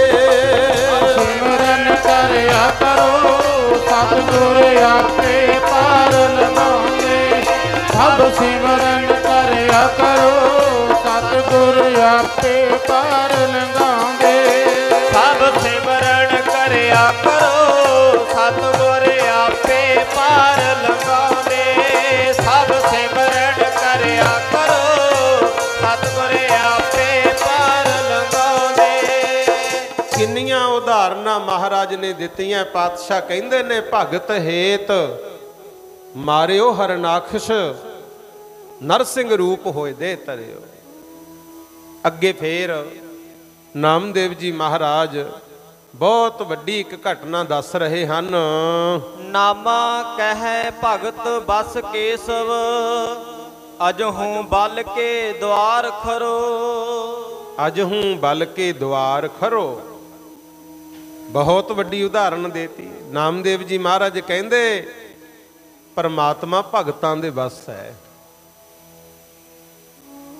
ਅਜੇ ਤੱਕ ਵੀ ਰਾਜੇ ਬਲ ਦੇ ਦੁਆਰੇ ਤੇ ਖੜਦਾ। ਕਹਿੰਦੇ ਜੇ ਸਤਿਗੁਰ ਰਵਿਦਾਸ ਮਹਾਰਾਜ ਜੀ ਨੂੰ ਪੁੱਛੀਏ ਤਾਂ ਉਹਨਾਂ ਨੇ ਵੀ ਬਾਣੀ 'ਚ ਜ਼ਿਕਰ ਕੀਤਾ, ਜਿਹੜੇ ਭਜਨ ਕਰਦੇ ਆ ਨਾ, ਭਗਤੀ ਕਰਦੇ ਆ ਰੱਬ ਦੀ, ਰੱਬ ਖੁਦ ਕਹਿੰਦਾ ਮੇਰੀ ਬੰਦੀ ਭਗਤ ਛਡਾਵੈ। ਕਹਿੰਦਾ ਜੇ ਮੈਂ ਕਿਸੇ ਨੂੰ ਬੰਨਾ ਤਾਂ ਪ੍ਰਮਾਤਮਾ ਦੇ ਭਗਤ ਭਗਤੀ ਕਰਕੇ ਉਹਨੂੰ ਛੁਡਾ ਦਿੰਦੇ ਐ। ਬੰਦ ਹੈ ਭਗਤ ਨਾ ਛੂਟੈ ਮੋਹ। ਕਹਿੰਦੇ ਜੇ ਭਗਤ ਬੰਨ ਲੈਣ ਪ੍ਰੇਮ ਦੀਆਂ ਤੰਦਾਂ ਪਾ ਕੇ, ਮੇਰੇ ਕੋਲੇ ਕੋਈ ਹੀਲਾ ਨਹੀਂ ਛੁੱਟਣ ਦਾ। ਆਖੋ ਸਤਨਾਮ। ਜਿਵੇਂ ਪਹਿਲਾਂ ਭਗਤ ਪ੍ਰਹਿਲਾਦ ਜੀ ਦਾ ਜ਼ਿਕਰ ਕੀਤਾ ਨਾ, ਭਗਤ ਪ੍ਰਹਿਲਾਦ ਜੀ ਦੇ ਬਾਅਦ ਵਿੱਚ ਉਹਨਾਂ ਦਾ ਪੋਤਰਾ ਹੋਇਆ ਰਾਜਾ ਬਲ। ਉਹ ਵੀ ਧਰਮੀ ਰਾਜਾ ਸੀ ਤੇ ਮਨ ਵਿੱਚ ਖਿਆਲ ਆ ਗਿਆ ਵੀ ਧਰਤੀ ਦਾ ਰਾਜ ਤਾਂ ਮੇਰੇ ਕੋਲੇ ਹੈਗਾ ਹੀ ਹੈਗਾ, ਮੈਂ ਇੰਦਰਪੁਰੀ ਦਾ ਰਾਜਾ ਬਣਾ। ਤੇ ਉਹਦੇ ਗੁਰੂ ਸ਼ੁਕਰਾਚਾਰੀਆ ਨੇ ਦੱਸਤਾ ਵੀ 101 ਜੱਗ ਕਰ। ਜੇ ਤੇਰੇ ਜੱਗ ਸੰਪੂਰਨ ਹੋ ਗਏ ਤੈਨੂੰ ਇੰਦਰਪੁਰੀ ਦਾ ਰਾਜ ਵੀ ਮਿਲ ਜੂ। ਹੁਣ ਇਹ ਕਥਾ ਸੁਣਿਓ ਧਿਆਨ ਨਾਲ, ਨਾਲੇ ਇਹ ਵੀ ਸਮਝ ਲਿਓ ਵੀ ਸਾਡੇ ਗੁਰੂਆਂ ਨੇ ਕਿਉਂ ਕਿਹਾ ਸੀ ਵੀ ਕਿਸਨ ਵਿਸਨ ਕਬਹੂ ਨਾ ਧਿਆਉ। ਮਹਾਰਾਜ ਕਹਿੰਦੇ ਅਸੀਂ ਤਾਂ ਸਿਰਫ ਪ੍ਰਮਾਤਮਾ ਦਾ ਭਜਨ ਕਰਨਾ, ਤੁਹਾਨੂੰ ਵੀ ਕਹਿੰਦੇ ਆ ਵੀ ਪ੍ਰਮਾਤਮਾ ਦੇ ਨਾਲ ਜੁੜੋ। ਐਡੀ ਵੱਡੀ ਗੁਰੂ ਗੋਬਿੰਦ ਸਿੰਘ ਨੇ ਕੁਰਬਾਨੀ ਕੀਤੀ, ਫੇਰ ਵੀ ਕਹਿੰਦੇ ਨੇ ਮੈਂ ਹੂੰ ਪਰਮ ਪੁਰਖ ਕੋ ਦਾਸਾ, ਵੇਖਣ ਆਇਓ ਜਗਤ ਤਮਾਸ਼ਾ। ਕਹਿੰਦੇ ਮੈਂ ਵੀ ਰੱਬ ਦੇ ਪਿਆਰਿਆਂ ਦਾ ਸੇਵਕ ਹਾਂ, ਆ ਜਿਹੜਾ ਤਮਾਸ਼ਾ ਹੈ ਸੰਸਾਰ ਦਾ ਇਹਨੂੰ ਵੇਖਣ ਆਇਆ ਹੋਇਆ। ਕਿਤੇ ਮੈਨੂੰ ਵੀ ਨਾ ਰੱਬ ਸਮਝ ਲਿਓ। ਲਿਖ ਕੇ ਗਏ ਆ, ਕਹਿੰਦੇ ਜੋ ਹਮਕੋ ਪਰਮੇਸ਼ਰ ਉਚਰੈ ਤੇ ਸਭ ਨਰਕ ਕੁੰਡ ਮੈਂ ਪਰੈ। ਕਹਿੰਦੇ ਮੈਨੂੰ ਵੀ ਰੱਬ ਨਹੀਂ ਕਹਿਣਾ, ਮੈਂ ਤਾਂ ਆਪ ਸੇਵਕ ਹਾਂ ਤੇ ਰਹੇ ਵੀ ਬਣ ਕੇ ਸੇਵਕੀ। ਗੁਰੂਆਂ ਨੂੰ ਕਿਉਂ ਪੂਜਦੇ ਆ ਤੇ ਦੇਵੀ ਦੇਵਤਿਆਂ ਤੋਂ ਸਾਡਾ ਖਹਿੜਾ ਕਿਉਂ ਛਡਾਇਆ। ਅਸੀਂ ਮਾੜਾ ਨਹੀਂ ਕਹਿੰਦੇ, ਇਹ ਵੀ ਯਾਦ ਰੱਖ ਲਿਓ, ਕਿਉਂਕਿ ਧਰਮ ਸਭ ਚੰਗੇ ਨੇ। ਜਿਨ੍ਹਾਂ ਦਾ ਧਰਮ ਕਹਿੰਦਾ ਉਹ ਦੇਵੀ ਦੇਵਤਿਆਂ ਨੂੰ ਪੂਜਣ, ਪਰ ਜਿਹੜੇ ਸਿੱਖ ਪਰਿਵਾਰਾਂ 'ਚ ਜਨਮੇ ਹੋ, ਆਪਾਂ ਨੂੰ ਤਾਂ ਕੇਵਲ ਤੇ ਕੇਵਲ ਗੁਰੂ ਗ੍ਰੰਥ ਸਾਹਿਬ ਦੇ ਲੜ ਲਾਇਆ। ਆਖੋ ਸਤਨਾਮ। ਹੁਣ ਭੀਖਮ ਸ਼ਾਹ ਨੂੰ ਮਿਲੇ, ਪੀਰ ਬੁੱਧੂ ਸ਼ਾਹ ਨੂੰ ਮਿਲੇ, ਮਹਾਰਾਜ ਨੇ ਕਿਤੇ ਇਹ ਤਾਂ ਨਹੀਂ ਸੀ ਕਿਹਾ ਵੀ ਤੁਸੀਂ ਕਬਰਾਂ ਦੀ ਪੂਜਾ ਛੱਡ ਦਿਓ। ਉਹਨਾਂ ਦਾ ਧਰਮ ਹੈ, ਉਹ ਕਰਨ ਭਾਈ। ਗੁਰੂ ਨਾਨਕ ਪਾਤਸ਼ਾਹ ਜਦੋਂ ਸੁਲਤਾਨਪੁਰ ਰਹਿੰਦੇ ਸੀ, ਸੁਲਤਾਨਪੁਰ ਲੋਧੀ, ਉੱਥੇ ਗੁਰਮੁਖੋ ਮਸੀਤ 'ਚ ਗਏ। ਕਾਜੀ ਤੇ ਨਵਾਬ ਕਹਿੰਦੇ ਸਾਡੇ ਨਾਲ ਨਮਾਜ਼ ਪੜ੍ਹ। ਮਹਾਰਾਜ ਕਹਿੰਦੇ ਪੜ੍ਹ ਲਓ, ਨਾਲ ਚਲੇ ਗਏ। ਪਰ ਜਦੋਂ ਪੜ੍ਹਦੇ ਸੀ ਨਮਾਜ਼, ਉਦੋਂ ਗੁਰਮੁਖ ਪਿਆਰਿਓ ਮਹਾਰਾਜ ਉਹਨਾਂ ਵੱਲੀ ਦੇਖ ਦੇਖ ਕੇ ਹੱਸੇ। ਬਾਅਦ 'ਚ ਰੌਲਾ ਪੈ ਗਿਆ ਵੀ ਤੂੰ ਸਾਡੇ ਨਾਲ ਨਮਾਜ਼ ਕਿਉਂ ਨਹੀਂ ਪੜ੍ਹੀ। ਗੁਰੂ ਨਾਨਕ ਸਾਹਿਬ ਨੇ ਇਹੀ ਕਿਹਾ ਸੀ, ਕਹਿੰਦੇ ਤੁਸੀਂ ਵੀ ਨਹੀਂ ਸੀ ਪੜ੍ਹਦੇ। ਨਵਾਬ ਸਾਹਿਬ ਇੱਥੇ ਤਾਂ ਇਕੱਲਾ ਸਰੀਰ ਹੀ ਖੜਾ ਸੀ, ਮਨ 'ਚ ਤਾਂ ਇਹ ਚੱਲੀ ਜਾਂਦਾ ਸੀ ਵੀ ਐਵੇਂ ਨਵਾਂ ਜੱਬ ਛਿੜ ਗਿਆ। ਕਾਬਲ ਜਾਣਾ ਸੀ, ਮੰਡੀ ਲੱਗੀ ਆ, ਉੱਥੋਂ ਘੋੜੇ ਖਰੀਦ ਕੇ ਲਿਆਉਂਦੇ। ਕਹਿੰਦੇ ਮਨ ਤਾਂ ਫਿਰਦਾ ਘੋੜੇ ਖਰੀਦਦਾ। ਕਾਜੀ ਕਹਿੰਦਾ ਮੇਰੇ ਨਾਲ ਨਮਾਜ਼ ਪੜ੍ਹ ਲੈਣੀ ਸੀ। ਪਾਤਸ਼ਾਹ ਕਹਿੰਦੇ ਕਾਜੀ ਜੀ ਤੁਸੀਂ ਵੀ ਨਮਾਜ਼ ਨਹੀਂ ਸੀ ਪੜ੍ਹਦੇ। ਇੱਥੇ ਤਾਂ ਦਿਖਾਵਾ ਹੀ ਸੀ, ਮਨ 'ਚ ਤਾਂ ਐਂ ਚੱਲੀ ਜਾਂਦਾ ਸੀਗਾ ਵੀ ਘਰੇ ਘੋੜੀ ਸੂਣ ਵਾਲੀ ਹੈ, ਘਰ ਵਾਲੀ ਨੇ ਖਿਆਲ ਨਹੀਂ ਕਰਨਾ ਕਿਤੇ ਬਸੇਰਾ ਟੋਏ 'ਚ ਹੀ ਨਾ ਡਿੱਬ ਕੇ, ਫਿਕਰ ਤਾਂ ਘੋੜੀ ਦਾ ਸੀ। ਕਹਿੰਦੇ ਨਮਾਜ਼ ਕਿੱਥੇ ਪੜ੍ਹਦੇ ਸੀ ਤੁਸੀਂ? ਉੱਥੇ ਗੁਰਦੁਆਰਾ ਅੰਤਰਜਾਮਤਾ ਸਾਹਿਬ ਬਣਿਆ। ਅਗਲੀ ਗੱਲ ਸੁਣੋ, ਇਹ ਨਹੀਂ ਸੀ ਕਿਹਾ ਵੀ ਨਮਾਜ਼ਾਂ ਛੱਡ ਦਿਓ, ਕਿਸੇ ਨੂੰ ਨਹੀਂ ਕਿਹਾ। ਕਹਿੰਦੇ ਜੇ ਪੜ੍ਹਨੀ ਹੈ ਪੜ੍ਹੋ, ਪਰ ਧਰਮ ਦਾ ਕੰਮ ਤਾਂ ਪ੍ਰਵਾਨ ਹੈ ਜੇ ਮਨ ਵੀ ਉੱਥੇ ਹੋਵੇ। ਆਖੋ ਸਤਨਾਮ। ਕਈ ਵਾਰੀ ਆਪਣੇ ਨਾਲ ਵੀ ਹੁੰਦਾ, ਗੁਰਮੁਖੋ ਬੈਠੇ ਹੁੰਨੇ ਆ ਸਤਸੰਗ ਵਿੱਚ, ਚਾਹੀਦਾ ਤਾਂ ਇਹ ਹੈ ਹੁਣ ਸਾਰੇ ਪਾਸੋਂ ਖਿਆਲ ਛੱਡ ਕੇ ਸੁਰਤੀ ਇੱਧਰ ਕਰੀਏ, ਪਰ ਸੁਰਤੀਆਂ ਕਿਤੇ ਹੋਰ ਹੀ ਫਿਰਦੀਆਂ ਹੁੰਦੀਆਂ। ਇਹ ਵੀ ਫਿਰ ਦਿਖਾਵਾ ਹੀ ਨਾ ਰਹਿ ਜੇ। ਸਮਝੋ ਕੁਛ ਪਿਆਰਿਓ, ਨਾਮਦੇਵ ਜੀ ਮਹਾਰਾਜ ਕਹਿੰਦੇ ਨਾਮਾ ਕਹੈ ਭਗਤ ਵਸ ਕੇਸਵ, ਅਜ ਹੂੰ ਬਲ ਕੇ ਦੁਆਰ ਖਰੋ। ਇਹਦੇ ਅਰਥ ਇਹ ਨੇ ਵੀ ਰਾਜਾ ਬਲ ਕਹਿੰਦਾ ਮੈਂ ਇੰਦਰਪੁਰੀ ਦਾ ਰਾਜ ਲੈਣਾ। ਰਾਜ ਗੁਰੂ ਸ਼ੁਕਰਾਚਾਰੀਆ ਨੇ ਦੱਸਤਾ ਵੀ 101 ਜੱਗ ਕਰ। ਉਹਨੇ ਜੱਗ ਸ਼ੁਰੂ ਕੀਤੇ। ਗੁਰਮੁਖੋ ਵੇਦ ਪਾਠੀ ਬੁਲਾ ਲਏ, ਬ੍ਰਾਹਮਣ ਵੇਦਾਂ ਦਾ ਉਚਾਰਨ ਕਰਦੇ ਐ। ਇਹ ਦਾਨ ਪੁੰਨ ਕਰਦਾ, ਧਰਮੀ ਰਾਜਾ ਸੀ। ਜਿਹੇ ਜੀ ਵੀ ਕੋਈ ਦਾਤ ਆ ਕੇ ਮੰਗੇ ਉਹਨੂੰ ਉਹੇ ਜੀ ਦਿਆ ਕਰੇ। 100 ਜੱਗ ਕਰ ਲਿਆ, ਇੱਕ ਰਹਿੰਦਾ ਸੀ। ਤੇ ਜਦੋਂ ਇਸ ਗੱਲ ਦਾ ਪਤਾ ਇੰਦਰ ਨੂੰ ਲੱਗਾ, ਉਹਨੂੰ ਤਾਂ ਫਿਕਰ ਪੈ ਗਿਆ। ਗੁਰਮੁਖੋ ਇਹ ਤਾਂ ਆਪਣੇ ਹੀ ਗੁਰੂ ਨੇ। ਜੇ ਭਾਈ ਲਹਿਣਾ ਜੀ ਨੇ ਸੇਵਾ ਕੀਤੀ, ਗੁਰਗੱਦੀ ਹੋਈ ਉਹਨੂੰ ਦੇਤੀ। ਹਾਲਾਂਕਿ ਗੁਰੂ ਨਾਨਕ ਸਾਹਿਬ ਦੇ ਆਪਦੇ ਕਿਹੜਾ ਪੁੱਤ ਨਹੀਂ ਸੀ, 2 ਸੀਗੇ ਗੁਰਮੁਖੋ। ਫਿਰ ਗੁਰੂ ਅੰਗਦ ਦੇਵ ਵੱਲ ਦੇਖ ਲਓ। ਜੇ ਬਾਬਾ ਅਮਰਦਾਸ ਜੀ ਨੇ ਆ ਕੇ ਸੇਵਾ ਕੀਤੀ, ਗੁਰੂ ਸਾਹਿਬ ਦੇ ਬਚਨ ਕਮਾ ਲਏ। ਗੁਰੂ ਅੰਗਦ ਦੇਵ ਨੇ ਵੀ ਗੁਰਗੱਦੀ ਆਪਦੇ ਪੁੱਤਰਾਂ ਨੂੰ ਨਹੀਂ ਦਿੱਤੀ, ਬਾਬਾ ਅਮਰਦਾਸ ਜੀ ਨੂੰ ਗੁਰੂ ਅਮਰਦਾਸ ਬਣਾਤਾ। ਆਖੋ ਸਤਨਾਮ। ਇਹ ਸਿਰ ਤਾਂ ਝੁਕਦਾ, ਤਾਂ ਕਹਿੰਦੇ ਆ ਸਭ ਤੇ ਵੱਡਾ ਸਤਿਗੁਰ ਨਾਨਕ ਜਿਨ ਕਲ ਰਾਖੀ ਮੇਰੀ। ਕਿਉਂਕਿ ਇੱਥੇ ਆਪਦਾ ਬਗਾਨਾ ਨਹੀਂ ਦੇਖਿਆ। ਜਿਨ ਸੇਵਿਆ ਤਿਨ ਪਾਇਆ ਮਾਨ। ਜਿਹਨੇ ਵੀ ਸੇਵਾ ਕੀਤੀ, ਉਹ ਚਾਹੇ ਕੋਈ ਅਮੀਰ ਹੈ ਚਾਹੇ ਕੋਈ ਗਰੀਬ ਹੈ, ਜਿਹੜੀ ਮਰਜ਼ੀ ਜਾਤੀ ਦਾ ਹੋਵੇ। ਇੱਥੇ ਤਾਂ ਜਾਤ ਪਾਤ ਮੰਨਦੇ ਹੀ ਨਹੀਂ ਗੁਰਮੁਖੋ, ਉਹਨੂੰ ਮਾਣ ਮਿਲਦਾ ਹੈ। ਪਰ ਬਾਕੀ ਕੀ ਹੁੰਦਾ ਸੀ? ਹੁਣ ਇੰਦਰ ਨੂੰ ਫਿਕਰ ਪੈ ਗਿਆ ਵੀ 100 ਜੱਗ ਤਾਂ ਇਹਨੇ ਕਰ ਲਿਆ। ਜਿਹਨੇ 100 ਕਰ ਲਿਆ, ਹੁਣ ਇੱਕ ਕਰਨਾ ਕਿਹੜਾ ਉਹਨੂੰ ਔਖਾ ਹੈ। ਜੇ ਇਹਨੇ 101 ਜੱਗ ਪੂਰਾ ਕਰ ਲਿਆ, ਇਹ ਮੇਰਾ ਰਾਜ ਭਾਗ ਖੋਹੂ। ਆਖੋ ਸਤਨਾਮ। ਰੌਲੇ ਹੀ ਰਾਜ ਭਾਗਦੇ ਆ ਸਾਰੇ ਗੁਰਮੁਖ। ਇਹ ਤਾਂ ਬਲਿਹਾਰੇ ਜਾਈਏ ਕਲਗੀਆਂ ਵਾਲੇ ਤੋਂ। ਸਾਰਾ ਸਰਬੰਸ ਕੁਰਬਾਨ ਕਰਕੇ ਚਮਕੌਰ ਸਾਹਿਬ ਜਦੋਂ 5 ਪਿਆਰਿਆਂ ਨੇ ਕਹਿਤਾ ਨਾ ਹੁਣ ਇੱਥੋਂ ਜਾਓ, ਫਿਰ ਵੀ ਕਹਿੰਦੇ ਖਾਲਸਾ ਪੰਥ ਦੀ ਇੱਕ ਚੀਜ਼ ਹੈ ਮੇਰੇ ਕੋਲੇ ਬਹੁਤ ਕੀਮਤੀ, ਮੈਂ ਉਹ ਵੀ ਪੰਥ ਨੂੰ ਹੀ ਦੇ ਕੇ ਜਾਣੀ ਹੈ। ਚੋਲਾ ਲਾਇਆ, ਬਾਬਾ ਸੰਗਤ ਸਿਉ ਨੂੰ ਪਹਿਨਾਤਾ। ਸਿਰ ਤੋਂ ਲਾਹੀ ਕਲਗੀ ਤਾਜ, ਉਹ ਵੀ ਬਾਬਾ ਸੰਗਤ ਸਿਉ ਦੇ ਸਿਰ ਤੇ ਸਜਾਤਾ। ਆਖੋ ਸਤਨਾਮ। ਤਾੜੀ ਪਾ ਕੇ ਨਿਕਲਿਆ ਐਨ ਖਾਲੀ ਹੱਥ। ਗੁਰੂ ਮਿਲੂ ਕੋਈ ਉਹੇ ਜਿਹਾ ਗੁਰੂ? ਸਾਨੂੰ ਸਰਦਾਰੀਆਂ ਦੇ ਗਈਆਂ, ਰਾਜ ਕਰੇਗਾ ਖਾਲਸਾ। ਆਪਾਂ ਨੂੰ ਰਾਜ ਦਿੱਤਾ ਹੈ, ਪਰ ਹੁਣ ਆਪਾਂ ਤੋਂ ਸੰਭਲਦਾ ਨਹੀਂ। ਆਖੋ ਸਤਨਾਮ। ਆਪੋ ਧਾਪੀ ਪੈ ਗਈ ਗੁਰਮੁਖ ਪਿਆਰਿਓ। ਉਹ ਵੀ ਕੋਈ ਸਮਾਂ ਸੀ, 5 ਘੁੱਟ ਪੀ ਕੇ ਤੇਰੇ ਬਾਟੇ ਵਿੱਚੋਂ ਅੰਮ੍ਰਿਤ ਉਂਗਲਾਂ ਤੇ ਮੌਤ ਨੂੰ ਨਚਾਵੇ ਤੇਰਾ ਖਾਲਸਾ। ਇੱਕ ਮੁੱਠੀ ਛੱਕ ਤੇਰੇ ਲੰਗਰਾਂ ਚੋਂ ਛੋਲਿਆਂ ਦੀ ਮਸਤ ਹੋਏ ਹਾਥੀਆਂ ਨੂੰ ਢਾਵੇ ਤੇਰਾ ਖਾਲਸਾ। ਤੇਰੇ ਦਰ ਦੀਆਂ ਇਹ ਬੌਕਰਾਂ ਨੂੰ ਰਾਜ ਜਾਣੇ, ਠੋਕਰਾਂ ਨਵਾਬੀਆਂ ਨੂੰ ਮਾਰੇ ਤੇਰਾ ਖਾਲਸਾ। ਪਰ ਹੁਣ ਕੀ ਹੈ? ਗੱਲੀ ਬਾਤੀ ਪੂਰਾ ਹੈ, ਪੂਰੇ ਗੁਰੂ ਦੀ ਨਾ ਗੱਲ ਪੱਲੇ। ਕੁਰਸੀਆਂ ਦੇ ਪਿੱਛੇ ਲਾਲਾਂ ਛਿੱਟੇ ਤੇਰਾ ਖਾਲਸਾ। ਹੁਣ ਇਦਾਂ ਦੇ ਹਾਲਾਤ ਬਣ ਗਏ ਗੁਰਮੁਖ। ਚਲੋ ਮਾਲਕ ਭਲੀ ਕਰੇ, ਇਸ ਪਾਸੇ ਨਹੀਂ ਜਾਣਾ। ਇੰਦਰ ਨੂੰ ਪੈ ਗਿਆ ਫਿਕਰ, ਕਹਿੰਦਾ ਜੇ ਇਹਨੇ 101 ਜੱਗ ਪੂਰਾ ਕਰ ਲਿਆ, ਮੇਰਾ ਤਾਂ ਰਾਜ ਖੁੱਸ ਜੂ। ਉਹਨੇ ਫਿਰ ਗੁਰਮੁਖ ਪਿਆਰਿਓ ਵਿਸ਼ਨੂੰ ਨੂੰ ਅਰਾਧਿਆ, ਮੇਰੀ ਲਾਜ ਬਚਾਓ। ਤੇ ਵਿਸ਼ਨੂੰ ਜੀ ਨੇ ਕੀ ਕੀਤਾ? ਬੌਨਾ ਜਾ ਬਣ ਕੇ ਨਾ ਉਹਦੇ ਦੁਆਰ ਤੇ ਜਾ ਕੇ ਖੜ ਗਏ। ਗੁਰੂ ਗ੍ਰੰਥ ਸਾਹਿਬ ਵਿੱਚ ਤਾਂ ਇਹ ਲਿਖਿਆ ਵੀ 52 ਉਂਗਲਾਂ ਦਾ ਰੂਪ ਧਾਰਿਆ ਸੀ, 1.5-2 ਫੁੱਟ ਦਾ ਸਰੀਰ, ਅੰਦਰ ਹਵਨ ਹੋਈ ਜਾਂਦਾ, ਵੇਦ ਮੰਤਰ ਪੜ੍ਹੇ ਜਾ ਰਹੇ ਹੈ, ਜੱਗ ਚੱਲੀ ਜਾਂਦਾ ਹੈ, ਤੇ 52 ਰੂਪ ਧਾਰ ਕੇ ਵਿਸ਼ਨੂੰ ਦੁਆਰੇ ਤੇ ਖੜ ਕੇ ਉੱਚੀ ਉੱਚੀ ਮੰਤਰ ਪੜ੍ਹਨ ਲੱਗ ਗਏ ਵੇਦਾਂ ਦੇ। ਤੇ ਇਹਨਾਂ ਦੀ ਆਵਾਜ਼ ਜਦੋਂ ਅੰਦਰ ਗਈ, ਹੁਣ ਪੰਡਤ ਤਾਂ ਉੱਥੇ ਪਹਿਲਾਂ ਵੀ ਪੜ੍ਹਦੇ ਸੀ ਕਿਉਂਕਿ 100 ਜੱਗ ਹੋਇਆ ਸੀ, ਪਰ ਇਹਨਾਂ ਦੀ ਆਵਾਜ਼ ਦਾ ਰਸ ਹੀ ਇੰਨਾ ਸੀ, ਸਾਰੇ ਇੱਧਰ ਸੁਣਨ ਲੱਗ ਗਏ, ਆਪਦਾ ਮੰਤਰ ਭੁੱਲ ਗਏ ਉਧਰ। ਗੁਰੂ ਹੁੰਦਾ ਨਾ, ਜਿਨ੍ਹਾਂ ਦੇ ਅੰਦਰ ਕੋਈ ਰਸ ਹੋਵੇ ਉਹਨਾਂ ਨੂੰ ਆਵਾਜ਼ ਸੁਣ ਕੇ ਰਸ ਆਊ, ਬਾਕੀ ਉਹ ਤਾਂ ਛਲਣ ਵਾਸਤੇ ਆਏ ਸੀ।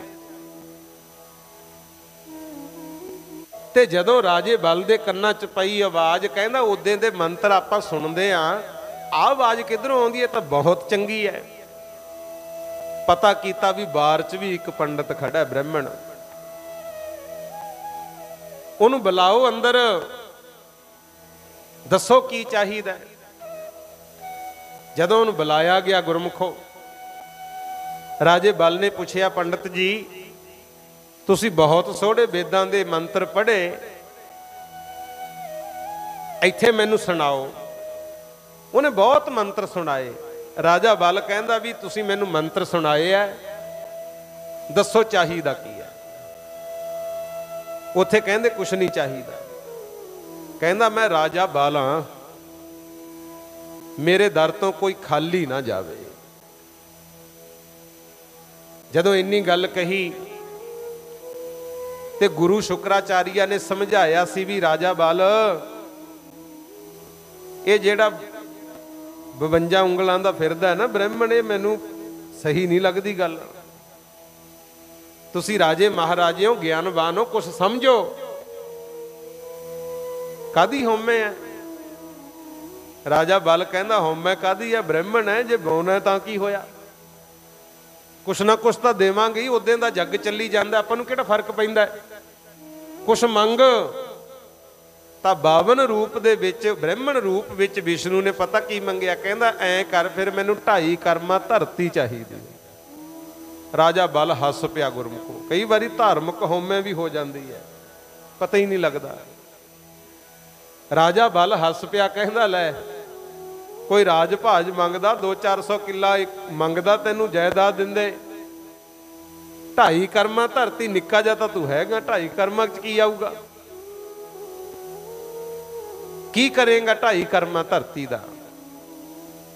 ਜਦੋਂ ਰਾਜੇ ਬਲ ਨੇ ਗੱਲ ਕਹੀ ਨਾ ਵੀ ਬ੍ਰਾਹਮਣ ਜੀ 2.5 ਕਰਮਾ ਧਰਤੀ ਦੇ ਕੀ ਕਰੋਗੇ, ਉੱਥੇ ਬਸ ਇੱਕ ਬਚਨ ਕਹਿ ਬੈਠੇ, ਕਹਿੰਦੇ ਮੈਂ ਤੇਰੇ ਦੁਆਰੇ ਤੇ ਬਹਿ ਕੇ ਤੈਨੂੰ ਵੇਦਾਂ ਦੀ ਕਥਾ ਸੁਣਾਇਆ ਕਰੂੰ। ਰਾਜਾ ਬਲ ਕਹਿੰਦਾ ਬਚਨ ਪੱਕਾ ਹੈ? ਕਹਿੰਦੇ ਹਾਂ ਪੱਕਾ ਹੈ। ਭਰੋ ਚੂੜੀ। ਉਦੋਂ ਜੀ ਤੋਂ ਪਰਨ ਲੈਣਾ ਹੁੰਦਾ ਨਾ, ਚੂੜੀ ਭਰਾਉਂਦੇ ਪਾਣੀ ਦੀ। 52 ਰੂਪ ਵਿਸ਼ਨੂੰ ਨੇ ਚੂੜੀ ਭਰਤੀ। ਕਹਿੰਦਾ ਠੀਕ ਹੈ, ਮੈਂ ਤੁਹਾਨੂੰ 2.5 ਕਰਮਾ ਧਰਤੀ ਦੇਉਂ। ਕਹਿੰਦੇ ਰਾਜਨ ਤੂੰ ਵੀ ਭਰ ਚੂੜੀ, ਬਚਨ ਕਰ ਪੱਕਾ। ਰਾਜੇ ਬਲ ਨੇ ਵੀ ਚੂੜੀ ਪਾਣੀ ਦੀ ਭਰ ਕੇ ਡੋਲਤੀ। ਕਹਿੰਦਾ ਬਚਨ ਤੋਂ ਨਹੀਂ ਮੁੱਕਰਦਾ, 2.5 ਕਰਮਾ ਧਰਤੀ ਜ਼ਰੂਰ ਦੇਉਂ। ਜਿਹੜਾ ਗੁਰੂ ਸ਼ੁਕਰਾਚਾਰੀਆ ਸੀ ਨਾ, ਜਦੋਂ ਲੋਟੇ ਚੋਂ ਬਲ ਦੀ ਚੂੜੀ 'ਚ ਪਾਣੀ ਪਾਉਣ ਲੱਗ ਗਏ, ਵਿੱਚ ਵੜ ਕੇ ਬਹਿ ਗਿਆ ਛੋਟਾ ਜੀਵ ਬਣ ਕੇ। ਪਾਣੀ ਨਿਕਲੇ ਨਾ, ਰਾਜੇ ਬਲ ਨੇ ਡੱਕਾ ਮਾਰਿਆ ਤਾਂ ਉਹਦੀ ਇੱਕ ਅੱਖ ਕਾਣੀ ਹੋ ਗਈ ਸੀ। ਕਹਿੰਦੇ ਰੋਕਿਆ ਬਹੁਤ, ਪਰ ਮੰਨਿਆ ਨਾ। ਆਪਾਂ ਵੀ ਤਾਂ ਮਰਦੇ ਆ ਜਦੋਂ ਗੁਰੂ ਦੇ ਬਚਨ ਨਹੀਂ ਮੰਨਦੇ। ਗੁਰੂ ਸਾਹਿਬ ਤਾਂ ਕਹਿੰਦੇ ਆ ਸਾਡਾ ਸਿੱਖ ਨਸ਼ਿਆਂ ਤੋਂ ਪਰਹੇਜ਼ ਕਰੇ, ਸਾਡਾ ਸਿੱਖ ਕੇਸ ਨਾ ਕਤਲ ਕਰਾਏ, ਸਾਡਾ ਜਿਹੜਾ ਸਿੱਖ ਹੈ ਮੜੀ ਮਸਾਣੀ ਨੂੰ ਨਾ ਪੂਜੇ, ਸਾਡੇ ਸਿੱਖ ਨੂੰ ਧਾਗੇ ਤਵੀਤਾਂ ਵਾਲੇ ਚੱਕਰਾਂ 'ਚ ਨਹੀਂ ਪੈਣਾ ਚਾਹੀਦਾ। ਦੁੱਖ ਹੈ ਤਾਂ ਗੁਰੂ ਗ੍ਰੰਥ ਸਾਹਿਬ ਮੂਹਰੇ ਅਰਦਾਸ ਕਰ, ਸੁੱਖ ਹੈ ਤਾਂ ਇਹਦਾ ਹੀ ਸ਼ੁਕਰਾਨਾ ਕਰ, ਬਾਣੀ ਵੀ ਇਹਦੀ ਪੜ੍ਹ, ਮੱਥਾ ਵੀ ਇਸੇ ਨੂੰ ਟੇਕ। ਕੋਈ ਵਿਰਲਾ ਹੀ ਹੈ ਜਿਹੜਾ ਸ਼ਰਤ ਤੇ ਪੱਕਾ, ਨਹੀਂ ਤਾਂ ਫਿਰ ਤੁਸੀਂ ਦੇਖਦੇ ਹੀ ਅੱਜ ਸੰਸਾਰ ਦਾ ਹਾਲ। ਗੁਰੂ ਮਰਦੇ ਹੀ ਤਾਂ ਗੁਰੂ ਦੇ ਬਚਨਾਂ ਤੇ ਅਸੀਂ ਖੜ ਨਾ ਸਕੇ। ਗੁਰੂ ਕਿੰਨੀ ਧੀਆਂ ਦੀ ਬੇਪਤੀ ਹੋ ਰਹੀ ਹੈ। ਬਾਣੀ ਤਾਂ ਕਹਿੰਦੀ ਹੈ ਗੁਰਦੇਵ ਮਾਤਾ ਗੁਰਦੇਵ ਪਿਤਾ। ਵੀ ਮਾਂ ਵੀ ਗੁਰੂ ਹੈ, ਪਿਤਾ ਵੀ ਗੁਰੂ ਹੈ। ਕੋਈ ਵਿਰਲਾ ਘਰ ਹੈ ਜਿੱਥੇ ਮਾਂ ਪਿਓ ਦਾ ਸਤਿਕਾਰ ਹੈ। ਨਹੀਂ ਤਾਂ ਬਜ਼ੁਰਗ ਜਦੋਂ ਹੋ ਜਾਂਦੇ ਆ ਨਾ ਮਾਪੇ, ਫਿਰ ਜਿਵੇਂ ਬਾਣੀ 'ਚ ਲਿਖਿਆ ਹੈ, ਉਹ ਦੁਨੀਆ ਕਹਿੰਦੀ ਆ ਵੀ 70 ਕਾ ਮਤਹੀਣ। ਆ ਬਜ਼ੁਰਗ ਬੈਠੇ ਐ, ਧੰਨਵਾਦ ਆ ਜਿਹੜੇ ਪਰਿਵਾਰਾਂ 'ਚ ਤੁਹਾਡੀ ਕਦਰ ਹੈ। ਵਾਲੇ ਤਾਂ ਕਹਿੰਦੇ ਆ ਮੱਤ ਮਾਰੀ ਵਾਲਾ ਫਿਰਦਾ, ਬੈਠਿਆ ਨਹੀਂ ਜਾਂਦਾ। ਸਾਨੂੰ ਪਤਾ ਜ਼ਮਾਨਾ ਕਿੱਦਾਂ ਦਾ, ਆਹ ਹਾਲ ਵੀ ਹੈਗਾ ਗੁਰੂ। ਪਰ ਇੱਥੇ ਹੀ ਬੇਨਤੀ ਕਰ ਜਾਵਾਂ, ਬਜ਼ੁਰਗ ਵੀ ਆਪੋ ਆਪਣੇ ਫਰਜ਼ਾਂ ਨੂੰ ਪਛਾਣੋ। ਸੋਹਣਾ ਲੱਗਦਾ ਹੈ ਪੋਤੇ ਨੂੰ ਜਾਂ ਦੋਤੇ ਨੂੰ ਗੋਦੀ 'ਚ ਬਿਠਾ ਕੇ ਸਾਹਿਬਜ਼ਾਦਿਆਂ ਦੀ ਕਥਾ ਸੁਣਾਵੇ, 5 ਪਿਆਰਿਆਂ ਦੇ ਨਾਮ ਦੱਸੇ, 4 ਸਾਹਿਬਜ਼ਾਦਿਆਂ ਦੇ ਨਾਮ ਦੱਸੇ। ਤੇ ਬੱਚਿਆਂ ਨੂੰ ਵੀ ਚਾਹੀਦਾ ਭਾਈ ਬਜ਼ੁਰਗਾਂ ਦਾ ਸਤਿਕਾਰ ਕਰਨਾ ਹੈ। ਉੱਚੇ ਦੇਖ ਕੇ ਮਹਿਲ ਮਹਾਜਨਾਂ ਦੇ ਆਪਣੀ ਕੁੱਲੀ ਨੂੰ ਢਾਉਣ ਦਾ ਕੀ ਫਾਇਦਾ। ਸਾਧ ਹੋ ਕੇ ਜੇ ਮਨ ਨੂੰ ਸਾਧਿਆ ਨਾ, ਐਵੇਂ ਜਟਾਂ ਵਧਾਉਣ ਦਾ ਕੀ ਫਾਇਦਾ। ਸਿੱਖ ਹੋ ਕੇ ਜੇ ਬਾਣੀ ਨੂੰ ਮੰਨਦਾ ਨਹੀਂ, ਐਵੇਂ ਸਿੱਖ ਅਖਵਾਉਣ ਦਾ ਕੀ ਫਾਇਦਾ। ਸੰਗਤ ਵਿੱਚ ਆ ਕੇ ਵੀ ਜੇ ਮਨ ਨੂੰ ਸ਼ਾਂਤੀ ਨਹੀਂ, ਫਿਰ ਇੱਥੇ ਵੀ ਆਉਣ ਦਾ ਕੀ ਫਾਇਦਾ। ਮਾਤਾ ਪਿਤਾ ਦੀ ਸੇਵਾ ਜੇ ਨਾ ਕੀਤੀ, ਐਵੇਂ ਤੀਰਥੀ ਨਹਾਉਣ ਦਾ ਕੀ ਫਾਇਦਾ। ਸਾਧ ਸੰਗਤ ਜੀ ਗੁਰੂ ਦੀ ਉਸਤਤ ਵਾਜੋਂ, ਐਵੇਂ ਮਗਜ ਖਪਾਉਣ ਦਾ ਵੀ ਕੀ ਫਾਇਦਾ। ਸੇਵਾ ਜ਼ਰੂਰ ਬਜ਼ੁਰਗਾਂ ਦੀ ਕਰਨੀ ਹੈ, ਇਹ ਗੁਰੂ ਸਾਹਿਬ ਦਾ ਹੁਕਮ ਹੈ ਆਪਾਂ ਨੂੰ। ਸ਼ੁਕਰਾਚਾਰੀਆ ਕਹਿੰਦਾ ਰਾਜਾ ਬਲ, ਇਹ ਮੈਨੂੰ ਕੋਈ ਛਲੀਆ ਲੱਗਦਾ, ਕਾਹਨੂੰ ਇਹਦੇ ਚੱਕਰ 'ਚ ਪੈਣਾ। ਰਾਜਾ ਬਲ ਕਹਿੰਦਾ ਨਹੀਂ, ਮੇਰੇ ਦਰ ਤੋਂ ਕੋਈ ਖਾਲੀ ਨਹੀਂ ਮੁੜਨਾ ਚਾਹੀਦਾ। ਜਦੋਂ ਹੀ ਭਰੀ ਚੂੜੀ, ਕਹਿੰਦਾ ਲਓ ਪੰਡਤ ਜੀ, ਜਿੱਥੋਂ ਤੁਹਾਡਾ ਜੀ ਕਰਦਾ ਮਿਲ ਲਓ, ਫਿਰ 2.5 ਕਰਮਾ ਧਰਤੀ। ਬਸ ਇੰਨੀ ਗੱਲ ਕਹਿਣ ਦੀ ਦੇਰ ਸੀ, ਕਹਿੰਦੇ ਉਹ ਬੌਣਾ ਬ੍ਰਾਹਮਣ ਇੰਨਾ ਲੰਬਾ ਕਾਰ ਵਧਾ ਗਿਆ, 2 ਕਦਮਾਂ ਦੇ ਵਿੱਚ ਸਾਰੀ ਧਰਤੀ ਮਿਣਤੀ ਗੁਰਮੁਖ। ਪਹਿਲਾ ਕਦਮ ਪਾਇਆ ਧਰਤੀ ਮਿਣਤੀ, ਦੂਜੇ ਕਦਮ ਦੇ ਵਿੱਚ ਆਕਾਸ਼ ਮਿਣਤਾ ਪਤਾਲ ਸਮੇਤ ਗੁਰਮੁਖ। ਰਾਜਾ ਬਲ ਨੂੰ ਕਹਿੰਦਾ ਹੁਣ 2.5 ਕਰਮਾਂ ਮੰਗੀ ਸੀ, 2 ਕਰਮਾਂ 'ਚ ਤਾਂ ਧਰਤੀ ਆਕਾਸ਼ ਵਿੱਚ ਹੀ ਆ ਗਿਆ, ਅੱਧਾ ਕਦਮ ਰਹਿ ਗਿਆ, ਇਹ ਕੀ ਦੇਂਗਾ। ਰਾਜਾ ਬਲ ਹੁਣ ਸਮਝ ਗਿਆ ਸੀ ਗੁਰਮੁਖ, ਸ਼ੁਕਰ ਕਰੋ ਮੌਕੇ ਤੇ ਔੜ ਗਈ, ਲੰਬਾ ਪੈ ਗਿਆ। ਕਹਿੰਦਾ ਹੁਣ ਮੈਨੂੰ ਹੀ ਮਿਲ ਲਓ, ਆਖੋ ਸਤਨਾਮ। ਆ ਜਿਹੜਾ ਸਰੀਰ ਹੈ ਨਾ ਗੁਰਮੁਖੋ, ਇਹ ਵੀ ਇੱਕ ਧਰਤੀ ਹੈ। ਅੱਗੇ ਗਾਉਂਦੇ ਹੁੰਦੇ, 3.5 ਹੱਥ ਧਰਤੀ ਤੇਰੀ ਬਹੁਤੀਆਂ ਜ਼ਮੀਨਾਂ ਵਾਲਿਆ, ਕਹਿੰਦੇ ਹੁੰਦੇ ਨਾ। ਹੁਣ ਜੇ ਸੋਚੋ ਵੀ ਉਹ 3.5 ਹੱਥ ਕਿਹੜੀ ਹੈ, ਕਈ ਕਹਿਣਗੇ ਜਿੱਥੇ ਸੰਸਕਾਰ ਹੋਣਾ। ਜੇ ਕੋਈ ਪੁੱਛੇ ਵੀ ਉੱਥੇ ਤਾਂ ਪਹਿਲਾਂ ਹੀ ਪਤਾ ਨਹੀਂ ਕਿੰਨਿਆਂ ਕੁ ਦਾ ਹੋ ਗਿਆ, ਤੇਰੀ ਕਾਹਦੀ ਆ ਉਹ ਬਈ, ਉਹ ਜਗ੍ਹਾ ਵੀ ਪਤਾ ਨਹੀਂ ਕਿਹਦੇ ਨਾਂ ਹੋਣੀ ਹੈ। ਇਹ ਆ ਸਰੀਰ ਰੂਪੀ ਧਰਤੀ ਹੈ ਨਾ ਜਿਹੜੀ, ਇਹਦਾ ਜ਼ਿਕਰ ਕੀਤਾ, ਇਹ ਹੈ ਆਪਣੀ ਗੁਰਮੁਖ। ਇਹਦੇ ਵਿੱਚ ਜਿਹੜੇ ਕਰਮ ਕਰਦੇ ਆ, ਇਹ ਬੀਜ ਬੀਜੇ ਜਾਂਦੇ ਆ। ਚੰਗੇ ਬੀਜ ਲੋ ਭਾਵੇਂ ਮਾੜੇ, ਇਹਨਾਂ ਦਾ ਵੀ ਫਲ ਭੁਗਤਣਾ ਪੈਂਦਾ ਔਰ ਵੱਧ ਕੇ ਮਿਲਦਾ। ਆਖੋ ਸਤਨਾਮ। ਜਿਵੇਂ ਇੱਕ ਦਾਣਾ ਧਰਤੀ ਨੂੰ ਦੇਈਦਾ, ਬੂਟਾ ਉਗਦਾ, ਕਿੰਨੇ ਦਾਣੇ ਅੱਗੇ ਬਣ ਜਾਂਦੇ ਆ ਗੁਰੂ। ਇਸੇ ਤਰ੍ਹਾਂ ਆ ਸਰੀਰ ਰੂਪੀ ਧਰਤੀ ਆ, ਜਿਹੜੇ ਵਿਚਾਰ ਹੈ ਨਾ, ਜਦੋਂ ਗੱਲ ਸੁਣਦੇ ਹੋ ਉਹ ਬੀਜ ਬੀਜਿਆ ਜਾ ਰਿਹਾ। ਉਹੀ ਗੱਲ ਅੱਗੇ ਦੱਸਾਂਗੇ, ਵੱਧ ਗਈ ਨਾ, ਅੱਗੇ 1 ਕੋਲੇ ਸੀ, ਹੁਣ 2 ਕੋਲੇ ਚਲੀ ਗਈ। ਕੋਈ ਬਚਨ ਮੂੰਹੋਂ ਬੋਲਦੇ ਹੋ, ਉਹ ਵੀ ਦੂਜਾ ਸੁਣਨ ਵਾਲਾ ਜਿਹੜਾ ਉਹਦੇ ਅੰਦਰ ਬੀਜਿਆ ਗਿਆ, ਗਾਹਾਂ ਉਹਨੂੰ ਉਹੇ ਜੀ ਗੱਲ ਸਿੱਖੂ। ਹੁਣ ਕੋਈ ਗੰਦੀਆਂ ਗੰਦੀਆਂ ਗਾਲਾਂ ਕੱਢੇ, 4 ਦਿਨ ਉਹਦੇ ਕੋਲੇ ਬਹਿ ਜਾਓ, ਆਪਾਂ ਵੀ ਲੱਗ ਜਾਾਂਗੇ। ਜੇ ਕੋਈ ਗੱਲ ਤੇ ਵਾਹਿਗੁਰੂ ਵਾਹਿਗੁਰੂ ਕਹਿੰਦਾ ਹੈ, ਕੁਦਰਤੀ ਗੱਲ ਹੈ, ਆਪਾਂ ਨੂੰ ਵੀ ਉਹੇ ਜੀ ਰੰਗਤ ਚੜੂਗੀ। ਇਸ ਕਰਕੇ ਜੋ ਸੁਣਨਾ ਜਾਂ ਦੇਖਣਾ ਉਹ ਚੰਗਾ ਹੀ ਦੇਖੋ, ਚੰਗਾ ਸੁਣੋ। ਤੇ ਜਦੋਂ ਆਪ ਵੀ ਬੋਲਣਾ ਜਾਂ ਕੋਈ ਕਰਮ ਕਰਨਾ, ਉਹ ਵੀ ਭਾਈ ਚੰਗਾ ਹੀ ਕਰਨਾ ਚਾਹੀਦਾ। ਆਖੋ ਸਤਨਾਮ। ਰਾਜਾ ਬਲ ਕਹਿੰਦਾ ਵੀ ਅੱਧਾ ਕਦਮ ਜਿਹੜਾ ਬਾਕੀ ਹੈ, ਮੈਨੂੰ ਨਾਪ ਲਓ। ਤੇ ਹੁਣ ਉਹ ਜਿਹੜਾ ਵਿਸ਼ਨੂੰ ਛਲੀਆ ਬਣ ਕੇ ਆਇਆ ਸੀ, ਉਹਨੇ ਕੀ ਕੀਤਾ, ਜਦੋਂ ਰਾਜੇ ਬਲ ਦੇ ਸਿਰ ਤੇ ਧਰਿਆ ਪੈਰ, ਇੰਨੇ ਜ਼ੋਰ ਨਾਲ ਦੱਬਿਆ, ਕਹਿੰਦੇ ਪਤਾਲ 'ਚ ਪਹੁੰਚਾਤਾ। ਕਿਉਂਕਿ ਨੀਤੀ ਹੋਈ ਇਹ ਸੀ ਵੀ ਇੰਦਰਪੁਰੀ ਦਾ ਰਾਜ ਨਾ ਲੈ ਜੇ। ਕਹਿੰਦਾ ਇਹਨੂੰ ਧਰਤੀ ਤੇ ਨਾ ਛੱਡੋ, ਇਹਨੂੰ ਪਤਾਲ 'ਚ ਹੀ ਪਹੁੰਚਾ ਦਿਓ। ਫਿਰ ਪਤਾਲ 'ਚ ਪਹੁੰਚਾਤਾ ਗੁਰਮੁਖੋ। ਰਾਜਾ ਬਲ ਤਾਂ ਪਹੁੰਚ ਗਿਆ ਪਤਾਲ 'ਚ, ਤੇ ਜਦੋਂ ਵਿਸ਼ਨੂੰ ਜੀ ਪੈਰ ਚੱਕਣ ਲੱਗੇ ਰਾਜੇ ਬਲ ਨੇ ਤਾਂ ਫੜ ਲਿਆ ਪੈਰ ਉੱਥੇ ਹੀ। ਕਹਿੰਦਾ ਪੰਡਤ ਜੀ ਕਿੱਧਰ ਚੱਲੇ ਹੋ? ਧਰਤੀ ਤਾਂ ਮਿਲ ਲਈ ਢਾਈ ਕਰਮਾਂ, ਪਰ ਜਿਹੜਾ ਬਚਨ ਤੁਸੀਂ ਕੀਤਾ ਸੀ ਵੀ ਮੈਂ ਦੁਆਰੇ ਤੇ ਬਹਿ ਕੇ ਕਥਾ ਸੁਣਾਇਆ ਕਰੂੰ, ਹੁਣ ਉਹ ਪੂਰਾ ਕਰੋ। ਆਖੋ ਸਤਨਾਮ।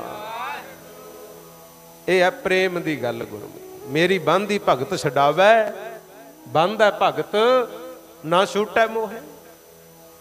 ਛਲੀਆ ਬਣ ਕੇ ਰਾਜੇ ਬਲ ਨੂੰ ਛਲਣ ਆਇਆ ਸੀ, ਕਹਿੰਦੇ ਆਪ ਹੀ ਛਲਿਆ ਗਿਆ। ਗੁਰੂ ਕਰੋ ਅਢਾਈ ਧਰਤੀ ਮੰਗੈ, 52 ਰੂਪ ਬਹਾਨਾ। ਉਦੋਂ ਦਾ ਜ਼ਿਕਰ ਹੈ। ਕਹਿੰਦੇ ਹੁਣ ਇੱਥੇ ਵੇਦਾਂ ਦੀ ਕਥਾ ਸੁਣਾਓ। ਫਿਰ ਵਿਸ਼ਨੂੰ ਜੀ ਨੂੰ ਕਹਿੰਦੇ ਉਹਦੇ ਦਰ ਤੇ ਬਹਿਣਾ ਪਿਆ। ਆਖੋ ਸਤਨਾਮ ਸ੍ਰੀ ਵਾਹਿਗੁਰੂ। ਵੇਦਾਂ ਪੁਰਾਣਾਂ ਦੀ ਸੁਣਾਉਂਦਾ ਕਥਾ। ਬੈਠਾ ਹੈ ਦੁਆਰੇ ਰੱਬ ਬੰਨਿਆ ਪ੍ਰੇਮ ਦਾ, ਬੈਠਾ ਹੈ ਦੁਆਰੇ ਰੱਬ ਬੰਨਿਆ ਪ੍ਰੇਮ ਦਾ। ਬੈਠਾ ਹੈ ਦੁਆਰੇ ਰੱਬ ਬੰਨਿਆ ਪ੍ਰੇਮ ਦਾ, ਬੈਠਾ ਹੈ ਦੁਆਰੇ ਰੱਬ ਬੰਨਿਆ ਪ੍ਰੇਮ ਦਾ। ਬੈਠਾ ਹੈ ਦੁਆਰੇ ਰੱਬ ਬੰਨਿਆ ਪ੍ਰੇਮ ਦਾ, ਬੈਠਾ ਹੈ ਦੁਆਰੇ ਰੱਬ ਬੰਨਿਆ ਪ੍ਰੇਮ ਦਾ। ਬੈਠਾ ਹੈ ਦੁਆਰੇ ਰੱਬ ਬੰਨਿਆ ਪ੍ਰੇਮ ਦਾ, ਬੈਠਾ ਹੈ ਦੁਆਰੇ ਰੱਬ ਬੰਨਿਆ ਪ੍ਰੇਮ ਦਾ। ਬੈਠਾ ਹੈ ਦੁਆਰੇ ਰੱਬ ਬੰਨਿਆ ਪ੍ਰੇਮ ਦਾ, ਬੈਠਾ ਹੈ ਦੁਆਰੇ ਰੱਬ ਬੰਨਿਆ ਪ੍ਰੇਮ ਦਾ। ਬੈਠਾ ਹੈ ਦੁਆਰੇ ਰੱਬ ਬੰਨਿਆ ਪ੍ਰੇਮ ਦਾ, ਬੈਠਾ ਹੈ ਦੁਆਰੇ ਰੱਬ ਬੰਨਿਆ ਪ੍ਰੇਮ ਦਾ। ਰੱਬ ਬਸ ਭਗਤਾਂ ਨੇ ਕੀਤਾ ਪ੍ਰੇਮ ਦੀਆਂ ਪਾ ਕੇ ਡੋਰੀਆਂ। ਰੱਬ ਬਸ ਭਗਤਾਂ ਨੇ ਕੀਤਾ ਪ੍ਰੇਮ ਦੀਆਂ ਪਾ ਕੇ ਡੋਰੀਆਂ। ਰੱਬ ਬਸ ਭਗਤਾਂ ਨੇ ਕੀਤਾ ਪ੍ਰੇਮ ਦੀਆਂ ਪਾ ਕੇ ਡੋਰੀਆਂ। ਰੱਬ ਬਸ ਭਗਤਾਂ ਨੇ ਕੀਤਾ ਪ੍ਰੇਮ ਦੀਆਂ ਪਾ ਕੇ ਡੋਰੀਆਂ। ਰੱਬ ਬਸ ਭਗਤਾਂ ਨੇ ਕੀਤਾ ਪ੍ਰੇਮ ਦੀਆਂ ਪਾ ਕੇ ਡੋਰੀਆਂ। ਰੱਬ ਬਸ ਭਗਤਾਂ ਨੇ ਕੀਤਾ ਪ੍ਰੇਮ ਦੀਆਂ ਪਾ ਕੇ ਡੋਰੀਆਂ। ਰੱਬ ਬਸ ਭਗਤਾਂ ਨੇ ਕੀਤਾ ਪ੍ਰੇਮ ਦੀਆਂ ਪਾ ਕੇ ਡੋਰੀਆਂ। ਰੱਬ ਬਸ ਭਗਤਾਂ ਨੇ ਕੀਤਾ ਪ੍ਰੇਮ ਦੀਆਂ ਪਾ ਕੇ ਡੋਰੀਆਂ। ਰੱਬ ਬਸ ਭਗਤਾਂ ਨੇ ਕੀਤਾ ਪ੍ਰੇਮ ਦੀਆਂ ਪਾ ਕੇ ਡੋਰੀਆਂ। ਜੀ ਰੱਬ ਬਸ ਭਗਤਾਂ ਨੇ ਕੀਤਾ ਪ੍ਰੇਮ ਦੀਆਂ ਪਾ ਕੇ ਡੋਰੀਆਂ। ਕਹਿੰਦੇ ਰਾਜੇ ਬਲ ਦੇ ਦੁਆਰੇ ਤੇ 6 ਮਹੀਨੇ ਫਿਰ ਪਰਮੇਸ਼ਰ ਬੈਠਾ ਕਥਾ ਸੁਣਾਉਂਦਾ ਰਿਹਾ। ਇਧਰ ਫਿਰ ਜਿਹੜੇ ਦੇਵੀ ਦੇਵਤੇ ਸੀ, ਜਦੋਂ ਵਿਸ਼ਨੂੰ ਜੀ ਵਿਸ਼ਨਪੁਰੀ ਚ ਆਏ ਨਾ, ਉਹਨਾਂ ਨੂੰ ਤਾਂ ਫਿਕਰ ਪੈ ਗਿਆ। ਗੁਰੂ ਜਦੋਂ ਪਿਆ ਫਿਕਰ, ਲੱਗਿਆ ਪਤਾ, ਫਿਰ ਸਾਰੇ ਇਕੱਠੇ ਹੋ ਕੇ ਦੇਵੀ ਦੇਵਤੇ ਰਾਜੇ ਬਲ ਅੱਗੇ ਹੱਥ ਬੰਨ੍ਹ ਕੇ ਖੜੇ ਸੀ ਵੀ ਵਿਸ਼ਨੂਪੁਰੀ ਚ ਵਿਸ਼ਨੂੰ ਨੂੰ ਲੈ ਕੇ ਜਾਣਾ, ਇਹਨੂੰ ਛੱਡੋ। ਕਹਿੰਦਾ ਨਹੀਂ, ਵਾਅਦਾ ਕੀਤਾ ਸੀ। ਫਿਰ ਉੱਥੇ ਗੁਰਮੁਖੋ ਬ੍ਰਹਮਾ, ਵਿਸ਼ਨੂੰ ਤੇ ਸ਼ਿਵ ਜੀ ਤਿੰਨਾਂ ਨੇ ਪਰਨ ਕੀਤਾ ਸੀ ਵੀ ਹੁਣ ਤਾਂ ਮੈਨੂੰ ਜਾਣ ਦੇ, ਅਸੀਂ 4-4 ਮਹੀਨੇ ਵਾਰੀ ਨਾਲ ਬਹਿ ਕੇ ਤੇਰੇ ਦਰ ਤੇ ਕਥਾ ਸੁਣਾਇਆ ਕਰਾਂਗੇ। ਜੇ ਸਾਇੰਸ ਵਾਲਾ ਪੱਖ ਵੇਖੋ, ਸਰਦੀਆਂ ਦੇ ਦਿਨਾਂ 'ਚ ਧਰਤੀ 'ਚੋਂ ਪਾਣੀ ਕੱਢੋ ਤਾਂ ਤੱਤਾ ਨਿਕਲਦਾ ਗੁਰਮੁਖ। ਹਾਲਾਂਕਿ ਠੰਡਾ ਹੋਣਾ ਚਾਹੀਦਾ, ਕਿ ਠੰਡਾ ਹੈ। ਗਰਮੀਆਂ 'ਚ ਕੱਢੋ ਤਾਂ ਠੰਡਾ ਨਿਕਲੂ। 4 ਮਹੀਨੇ ਤੱਤਾ ਨਿਕਲਦਾ, 4 ਮਹੀਨੇ ਠੰਡਾ ਨਿਕਲਦਾ ਹੈ। 4 ਮਹੀਨੇ ਉਹ ਜਿਹੇ ਆ ਜਿਹੜਾ ਮੌਸਮ ਦੇ ਅਨੁਸਾਰ ਨਾ ਤੱਤਾ ਹੁੰਦਾ ਨਾ ਠੰਡਾ ਹੁੰਦਾ। ਹੁਣ ਇਹਦੀ ਪੁਰਾਣਾ ਵਿੱਚ ਤਾਂ ਗੱਲ ਇਹ ਦੱਸੀ ਹੈ ਵੀ ਜਦੋਂ ਵਾਰੀ ਆਉਂਦੀ ਹੈ ਨਾ ਸ਼ਿਵਜੀ ਜੀ ਦੀ, 4 ਮਹੀਨੇ ਇਹ ਰਾਜੇ ਬਲ ਤੇ ਦੁਆਰੇ ਤੇ ਜਾ ਕੇ ਕਥਾ ਸੁਣਾਉਂਦੇ ਆ। ਤਾਮਸੀ ਬਿਰਤੀ ਹੋਣ ਕਰਕੇ ਆਲਾ ਦੁਆਲਾ ਵੀ ਗਰਮ ਹੋ ਜਾਂਦਾ ਕਹਿੰਦੇ। ਤੇ ਜਦੋਂ 4 ਮਹੀਨਿਆਂ ਬਾਅਦ ਆਉਂਦੇ ਨੇ ਵਾਪਸ, ਉਦੋਂ ਫਿਰ ਦੇਵਗਣ ਸ਼ਿਵਜੀ ਜੀ ਦੇ ਪੁਜਾਰੀ ਉਹਨਾਂ ਦੇ ਆਉਣ ਦੀ ਖੁਸ਼ੀ ਵਿੱਚ ਖੁਸ਼ੀਆਂ ਮਨਾਉਂਦੇ ਆ ਗੁਰਮੁਖੋ, ਜਿਹਨੂੰ ਕਹਿੰਦੇ ਆ ਸ਼ਿਵਰਾਤਰੀ। ਆਖੋ ਸਤਨਾਮ। ਹਿੰਦੂ ਵੀਰ ਮਨਾਉਂਦੇ ਆ ਨਾ ਸ਼ਿਵਰਾਤਰੀ, ਬਹੁਤ ਖੁਸ਼ੀ। ਉਦੋਂ ਕਹਿੰਦੇ ਰਾਜੇ ਬਲ ਦੇ ਦੁਆਰੇ ਤੋਂ ਸ਼ਿਵਜੀ ਜੀ ਵਾਪਸ ਆਪਣੀ ਪੁਰੀ ਚ ਆਉਂਦੇ ਆ, ਸ਼ਿਵਪੁਰੀ। 4 ਮਹੀਨੇ ਵਿਸ਼ਨੂੰ ਕਥਾ ਸੁਣਾਉਂਦੇ ਆ। ਉਦੋਂ ਹੁੰਦਾ ਗੁਰਮੁਖ ਪਿਆਰਿਓ ਠੰਡਾ, ਤੇ ਜਦੋਂ 4 ਮਹੀਨੇ ਬ੍ਰਹਮਾ ਦੀ ਡਿਊਟੀ ਲੱਗਦੀ ਹੈ, ਉਦੋਂ ਨਾ ਗਰਮ ਨਾ ਠੰਡਾ, ਫਿਰ ਬਰਾਬਰ ਹੁੰਦਾ ਹੈ। ਪੁਰਾਣਾ ਵਿੱਚ ਇਹ ਕਥਾ ਦੱਸੀ ਹੈ। ਆ ਹੁਣ ਜਿਹੜਾ ਸ਼ਬਦ ਗੁਰਬਾਣੀ ਦਾ ਰਾਗ ਮਾਰੂ ਦੇ ਵਿੱਚ ਦੇਖੋ, ਇੱਕ ਸ਼ਬਦ ਵਿੱਚ ਕਿੰਨਿਆਂ ਦਾ ਜ਼ਿਕਰ ਕਰਤਾ, ਪਰ ਮੁੱਖ ਕੀ ਗੱਲ ਕਹੀ ਹੈ, ਮੇਨ ਗੱਲ ਕੀ ਹੈ ਜਿਹੜੀ ਆਪਾਂ ਸਮਝਣੀ। ਪਾਤਸ਼ਾਹ ਕਹਿੰਦੇ ਰਾਜਾ ਰਾਮ ਜਪਤ ਕੋ ਨਾ ਤਰਿਓ। ਕਹਿੰਦੇ ਦੱਸੋ ਕੌਣ ਹੈ ਜਿਹਨੇ ਉਸ ਅਕਾਲ ਪੁਰਖ ਵਾਹਿਗੁਰੂ ਦਾ ਸਿਮਰਨ ਕੀਤਾ ਹੋਵੇ ਤੇ ਉਹ ਤਰਿਆ ਨਾ ਹੋਵੇ। ਆਖੋ ਸਤਨਾਮ। ਤੇ ਆਪਣੇ ਵਾਸਤੇ ਦੁੱਖ ਦੀ ਗੱਲ ਇਹ ਹੈ, ਚੜ੍ਹਦੀ ਕਲਾ ਤਾਂ ਹਰੇਕ ਚਾਹੁੰਦਾ ਗੁਰੂ, ਸੁਖ ਸ਼ਾਂਤੀ, ਪਰਿਵਾਰ ਤਰੱਕੀ ਕਰੇ, ਬਾਲ ਬੱਚੇ ਮੌਜ ਕਰਨ, ਇਹ ਤਾਂ ਚਾਹੁੰਦੇ ਆ। ਪਰ ਜਿਹਦੇ ਕਰਕੇ ਸਭ ਕੁਝ ਮਿਲਣਾ ਸੀ, ਸਿਮਰਨ ਕਰਕੇ ਕੋਈ ਰਾਜੀ ਨਹੀਂ ਗੁਰੂ। ਮੈਂ ਵੀ ਵਿੱਚੋਂ ਹੀ ਆ, ਆਪਣੇ ਮਨਾਂ 'ਚ ਝਾਤੀ ਮਾਰ ਲਿਓ, ਕਿੰਨੇ ਕੁ ਨਿਤਨੇਮ ਦੇ ਪੱਕੇ ਆ ਅਸੀਂ ਗੁਰੂ। ਕਿੰਨਾ ਕੁ ਦਾਨ ਪੁੰਨ ਹੁੰਦਾ ਗੁਰਮੁਖੋ। ਧਰਮ ਤੋਂ ਟੁੱਟ ਗਏ ਤਾਂ ਆਹ ਦੁਨੀਆ ਦੀ ਦੁਰਦਸ਼ਾ ਹੋਈ ਆ। ਆਖੋ ਸਤਨਾਮ। ਆ ਪਹਿਲਾਂ ਵੀ ਕਰੋਨਾ ਕਰਕੇ ਕਿੰਨਾ ਸੰਤਾਪ ਦੁਨੀਆ ਨੇ ਭੋਗਿਆ ਗੁਰੂ। ਆ ਹੁਣ ਕਾਨੂੰਨ ਇਹ ਜਿਹੇ ਬਣਾਤੇ, ਕਿਸਾਨੀ ਮੋਰਚੇ ਲੱਗੇ ਹੋਏ ਆ, ਕਿਹੜਾ ਸੁਖੀ ਆ ਗੁਰਮੁਖੋ ਇੱਥੇ। ਸੰਭਲੋ ਭਾਈ, ਮਾਲਕ ਕਿਰਪਾ ਕਰੇ, ਮਹਾਰਾਜ ਦੇ ਚਰਨਾਂ ਚ ਅਰਦਾਸ ਕਰਿਆ ਕਰੋ ਸੱਚੇ ਪਾਤਸ਼ਾਹ। ਜੱਗ ਸੜਦਾ ਬਲਦਾ ਜੀ, ਰੱਖ ਲਓ ਆਪਣਾ ਨਾਮ ਜਪਾ ਕੇ। ਜੱਗ ਸੜਦਾ ਬਲਦਾ ਜੀ, ਰੱਖ ਲਓ ਆਪਣਾ ਨਾਮ ਜਪਾ ਕੇ। ਜੱਗ ਸੜਦਾ ਬਲਦਾ ਜੀ, ਰੱਖ ਲਓ ਆਪਣਾ ਨਾਮ ਜਪਾ ਕੇ। ਜੱਗ ਸੜਦਾ ਬਲਦਾ ਜੀ, ਰੱਖ ਲਓ ਆਪਣਾ ਨਾਮ ਜਪਾ ਕੇ। ਜੱਗ ਸੜਦਾ ਬਲਦਾ ਜੀ, ਰੱਖ ਲਓ ਆਪਣਾ ਨਾਮ ਜਪਾ ਕੇ। ਜੱਗ ਸੜਦਾ ਬਲਦਾ ਜੀ, ਰੱਖ ਲਓ ਆਪਣਾ ਨਾਮ ਜਪਾ ਕੇ। ਜੱਗ ਸੜਦਾ ਬਲਦਾ ਜੀ, ਰੱਖ ਲਓ ਆਪਣਾ ਨਾਮ ਜਪਾ ਕੇ। ਜੱਗ ਸੜਦਾ ਬਲਦਾ ਜੀ, ਰੱਖ ਲਓ ਆਪਣਾ ਨਾਮ ਜਪਾ ਕੇ। ਜੱਗ ਸੜਦਾ ਬਲਦਾ ਜੀ, ਰੱਖ ਲਓ ਆਪਣਾ ਨਾਮ ਜਪਾ ਕੇ। ਜੱਗ ਸੜਦਾ ਬਲਦਾ ਜੀ, ਰੱਖ ਲਓ ਆਪਣਾ ਨਾਮ ਜਪਾ ਕੇ। ਜੱਗ ਸੜਦਾ ਬਲਦਾ ਜੀ, ਰੱਖ ਲਓ ਆਪਣਾ ਨਾਮ ਜਪਾ ਕੇ। ਜੱਗ ਸੜਦਾ ਬਲਦਾ ਜੀ, ਰੱਖ ਲਓ ਆਪਣਾ ਨਾਮ ਜਪਾ ਕੇ। ਹਰ ਮਾਈ ਭਾਈ ਜਿਹੜੇ ਵੀ ਧਰਮ ਦਾ ਹੈਗਾ, ਇਹੀ ਅਰਦਾਸ ਕਰਿਆ ਕਰੋ ਕਿ ਮਾਲਕ ਜੀ ਸੰਸਾਰ ਸੜਦਾ ਬਲਦਾ ਜਾ ਰਿਹਾ ਹੈ, ਕਿਰਪਾ ਕਰੋ ਇਹਨੂੰ ਸ਼ਾਂਤੀ ਬਖਸ਼ੋ। ਆਖੋ ਸਤਨਾਮ। ਸ੍ਰੀ ਵਾਹਿਗੁਰੂ।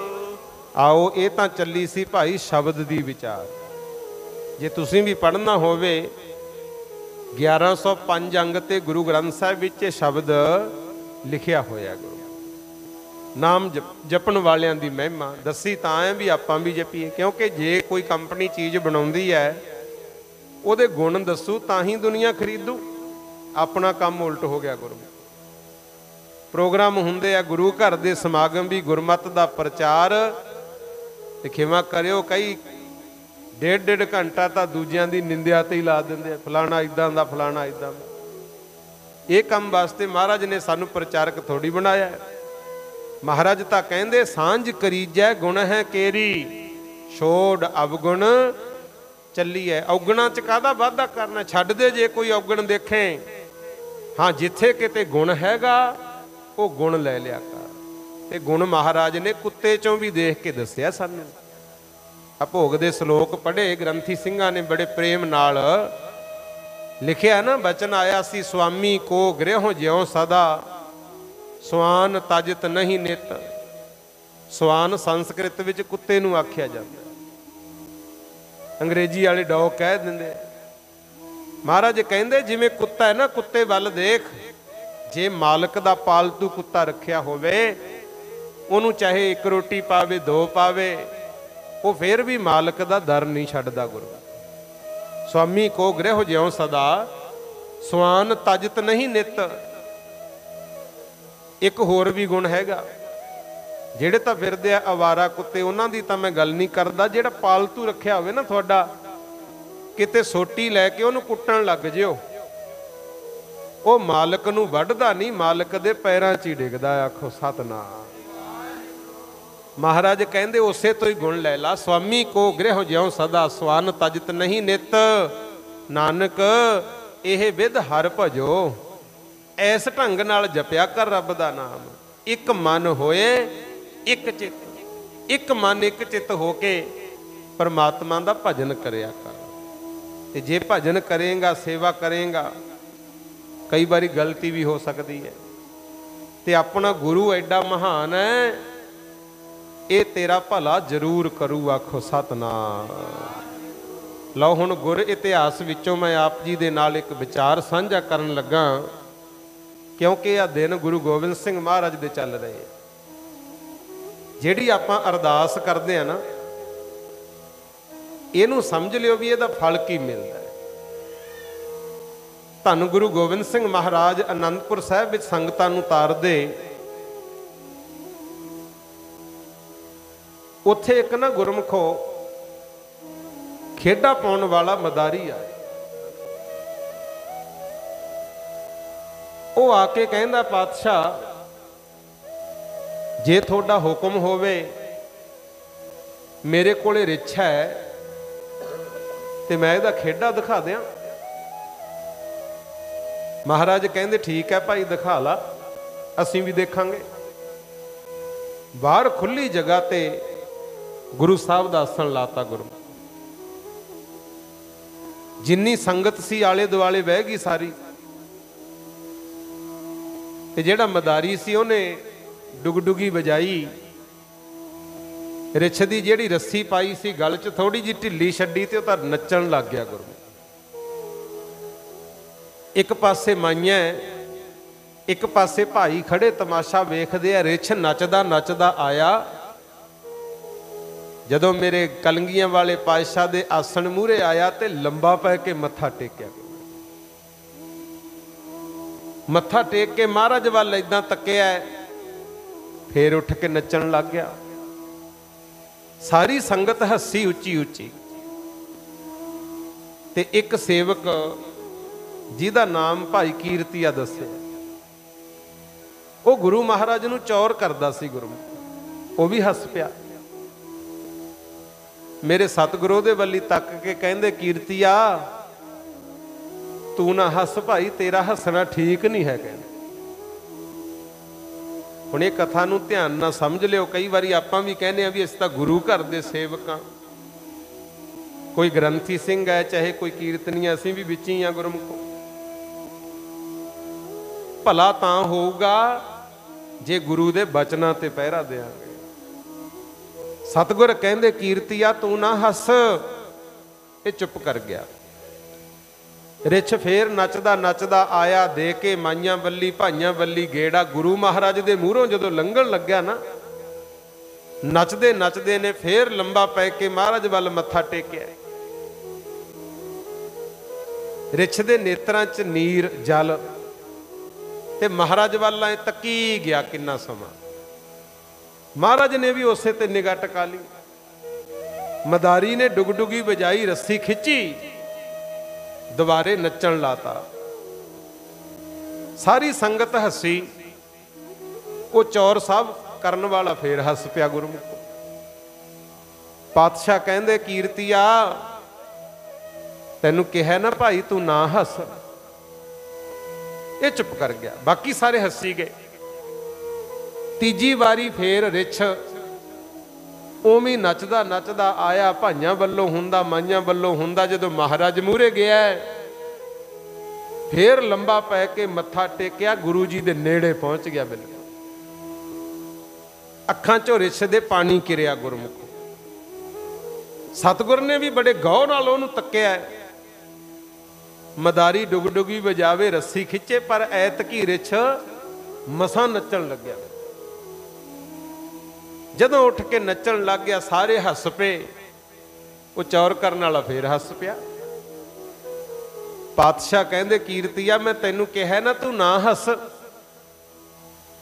फिर ये तो रिहा ना गया। कहंदा महाराज खुशी दे मौके नहीं हसांगे तो होर किदों हसांगे। बाकी भी सारे हसदे ऐ, तुसीं मैनू ही काहतों रोकदे हो? कारण दसो की है? मेरे सतगुर कहंदे जिहनूं देख के हसदा है ना भी ये नचदा है। नक च नथ पाई है मदारी ने, ये तेरा प्यो है। आखो सतनाम। ये तेरा ही बाप है सोभा राम। बस फिर केड़ा चौर होना सी गुरु। उत्ते आया आसन तो पासे हथ बन के कहंदा महाराज मैनू समझ नहीं आई। सुनिया तो यह है भी सेवा करन नाल मुक्ति मिलती है, नाम जपण नाल मुक्ति मिलती है, जन्म मरण तो छुटकारा हुंदा है। ते मेरे बाप ने तो तुहाडे पिता गुरु तेग बहादुर की सेवा च सारी जिंदगी लाई है। वो तो शरीर भी महाराज दे चरनां छड्डिया सी। उन्हां तो बाद मैं सेवक हां। ये दसो फिर मर के वो रिछ दी जूने क्यों पिया? आखो सतनाम। पातशाह जी ये खेड समझ चो बाहर है। जे वो रिछ पिया ਇਹਦਾ मतलब मैं बांदर बनूं? फिर महाराज कहंदे अपने मूहों माड़ा शब्द नहीं बोलीदा हुंदा। ये तां भाई चंगे आईयां बुरे आईयां, बाचा धर्म हदूर, करमी आपो अपनी के नेड़ा के दूर। जैसा बीजेगा वडेगा मना मेरिया, फल तेरे कर्मां दा। जैसा बीजेगा वडेगा मना मेरिया, फल तेरे कर्मां दा। जैसा बीजेगा वडेगा मना मेरिया, फल तेरे कर्मां दा। जैसा बीजेगा वडेगा मना मेरिया, फल तेरे कर्मां दा। जैसा बीजेगा वडेगा मना मेरिया, फल तेरे कर्मां दा। जैसा बीजेगा वडेगा मना मेरिया, फल तेरे कर्मां दा। जैसा बीजेगा वडेगा मना मेरिया, फल तेरे कर्मां दा। जैसा बीजेगा वडेगा मना मेरिया, फल तेरे कर्मां दा। जैसा बीजेगा वडेगा मना मेरिया, फल तेरे कर्मां दा। जैसा बीजेगा वडेगा मना मेरिया, फल तेरे कर्मां दा। महाराज कहंदे मंदा बचन तू भी ना बोल, ये तो कर्म दा फल है।